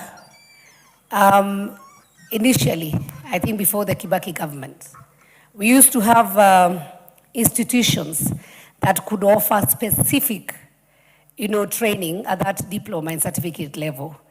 We used to have the cooperative, which is now the cooperative university, which were institutions that were serious institutions that could offer a diploma and a certificate course and thoroughly could do a proper training. We had institutions like Utalii College. We had institutions like Kenya Institute of Management, where a student would start with a certificate or a diploma, and then later, Mr. Speaker, would now join the university. But what happened, Mr. Speaker? We collapsed all these institutions, including the one that was the National Polytechnic. We made it the Technical University of Kenya. The one that was training on cooperatives, we now made it the Cooperatives University. And so on, Mr. Speaker, going all even to Pwani University, which was also a polytechnic and a technical institution. So as we propose this amendment, Mr. Speaker, yes, it is important that we have proper training where the universities focus on the degrees and master's or postgraduate degrees all the way to the research level, because universities basically are supposed to be research institutions. And I find it, Mr. Speaker, sometimes when universities offer the certificates, they don't give it the weight that is required or the attention as a technical institution would do so. But the big question we should be asking ourselves today, and I hope Honorable Major Dong, who is the mover of this amendment, could listen, is that do we then have enough institutions that can be able to give the various technical, the certificates and diplomas within this country? Mr. Speaker, as a former chair of Education Committee, we were there in formulation of the Commission on University of Education for the sole purpose of even harmonization, because we had difficulties, and especially in law, Mr. Speaker, and also in teaching, where our students could go to Uganda if they had less than even a C or a D, and then get trained as a teacher. But when they come in, TSC could only accept, especially the high school teachers, only a person who had C+ and above. The same case also with the law, but now it is harmonized, Mr. Speaker. And so we need to relook at this amendment, Honorable Major Dong, and ask ourselves, would it be doing good to our students, or is it going to be doing more harm to the students who would want to do certificates or who would want to do the diplomas? I hear my colleagues, because they have said, yes, sometimes there's discrimination. If I go with a diploma or a certificate from Nairobi University and another one from another technical institution, the one from university tend to be given a heavier, weight. So I was just explaining to my colleague here, Honorable Mudende, and he's learning very well and very fast, Mr. Speaker, that it is important that we have a clear pathway such that whether one got a D or you got a C, that if you start from the lowest level of that, and we see determination, whether you start from the lowest level, you do a certificate, you do a diploma, then you can be able to get a chance now to join university. And we have seen people who didn't do very well at Form 4, but have gone all the way to do a doctorate. And sometimes you'll find there's, sometimes they would ask, why are you doing a doctorate and you got a D or a C when you're doing your Form 4 exams? But that is not the final. It is not supposed to be like the determinant on your career path, Mr. Speaker. So, Honorable Major Dong, as we support this amendment, as we go for the Committee of the Whole House, we might need to see how we make sure that we don't discriminate, but at the same time, we are able to have a clear pathway so that from certificate to diploma, then we can now go to the university. I thank you, Mr. Speaker, for the opportunity, and I support. Member for Cases. Thank you so much, Mr. Speaker, for according me this opportunity to also weigh my observation on this particular amendment bill that is sponsored by Honorable Major Dong. And on that, I want to appreciate him for demonstrating proper leadership and sensitivity to the issues pertaining our higher education. Mr. Speaker, looking at this bill, it also, to my side, it gives a two-way of approaching it. But majorly, guided by Article 43, where I stand from, of our Constitution, which is a supreme law of the land, where it has given a chapter on human rights, on the rights for all Kenyans, starting from access to affordable health care, housing. Article 1F speaks about access to education. And it stops there. That every Kenyan, from what corner, from what geological and geographical location, has a right to access to education. And then what is the definition of education? Of course, education is acquiring knowledge by all standards, whether certificate, whether diploma, whether degree, is acquiring knowledge, understanding the livelihood and how to manage our lives. And for that purpose, why did universities end up establishing part of training far beyond the degree? Most of these are informed by the needs, because universities are established to address the needs of the society. Their main function and goal of university through research, training, is for the purpose of providing solutions to the population. We have universities like the University of Technology and Agriculture, the University of Egerton, that is university specified on technology and agriculture. We have also Kenyatta. We also have more universities. Most of those universities were established for the purpose of focusing on then the main critical economic backbone of the country, the agriculture. And since that time, they have established over time experience and equipment that are put in place. This knowledge is not only meant for the higher level of education. It's not only meant for the degree. Who is going down there to look at that farmer? We need an extension officer. We need a person who can supervise on that ground. We need a specialized person to address the issue of livestock down there. Most of these other level of training are focusing on administrative level. But who is there practically on the ground? To me, I want to say that we should not deny universities, and mark you, universities are run by independent charters. Every university was established by an independent charter. And the fact that we have a professor there who is able to inculcate, who is able to transfer knowledge to a student, either in degree or in master's, nothing stops this professor by going down to the level where a farmer is, by going down to where the population is. And for this purpose, we just need to be guided by the Statute Law Amendments Act of 2012, which gave in to this one, because needs are different. An area like Nairobi, an area that is advanced, of course, might have advantage and privilege of having a university, of having access to diploma, training colleges, or put for diploma, put for certificates. What of areas like Turkana, that we only know now of the University of Turkana? Are we aware that far in the large county of Turkana, whether we have these other colleges?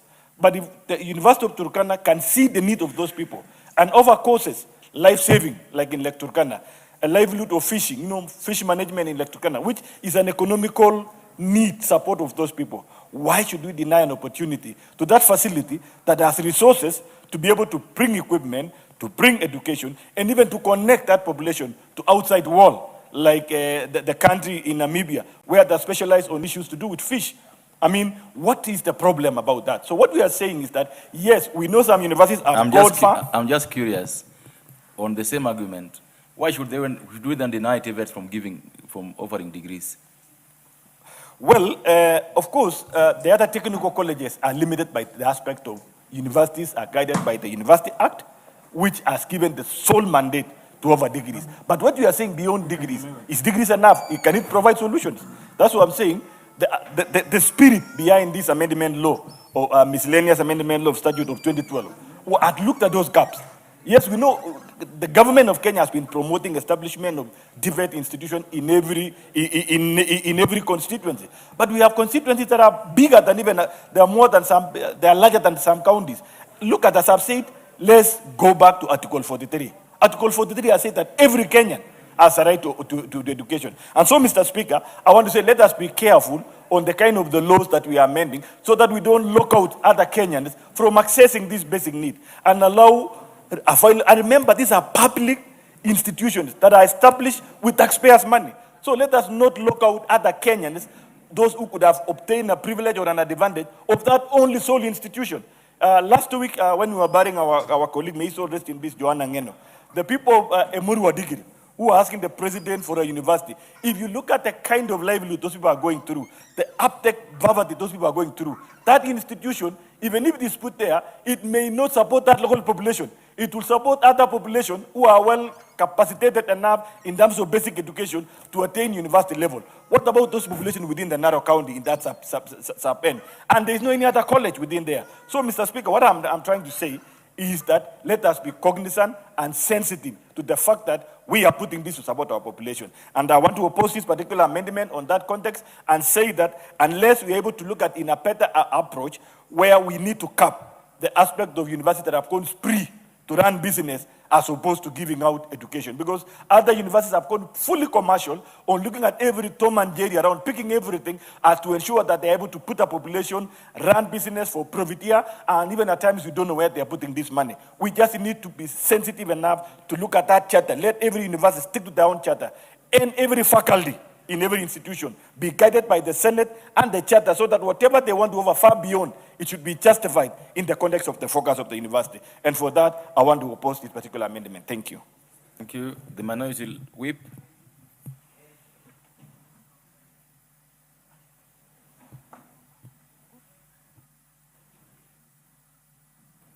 Thank you. Those who are carrying their hands now, we got 5 minutes to go.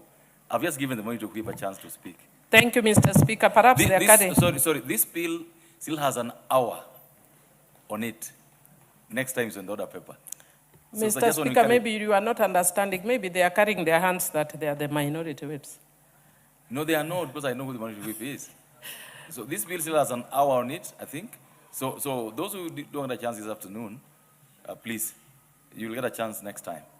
Thank you, Mr. Speaker, for giving me this opportunity. Mr. Speaker, I'm fairly reluctant to support this bill. And the reason I'm reluctant to support it is because I don't feel sufficiently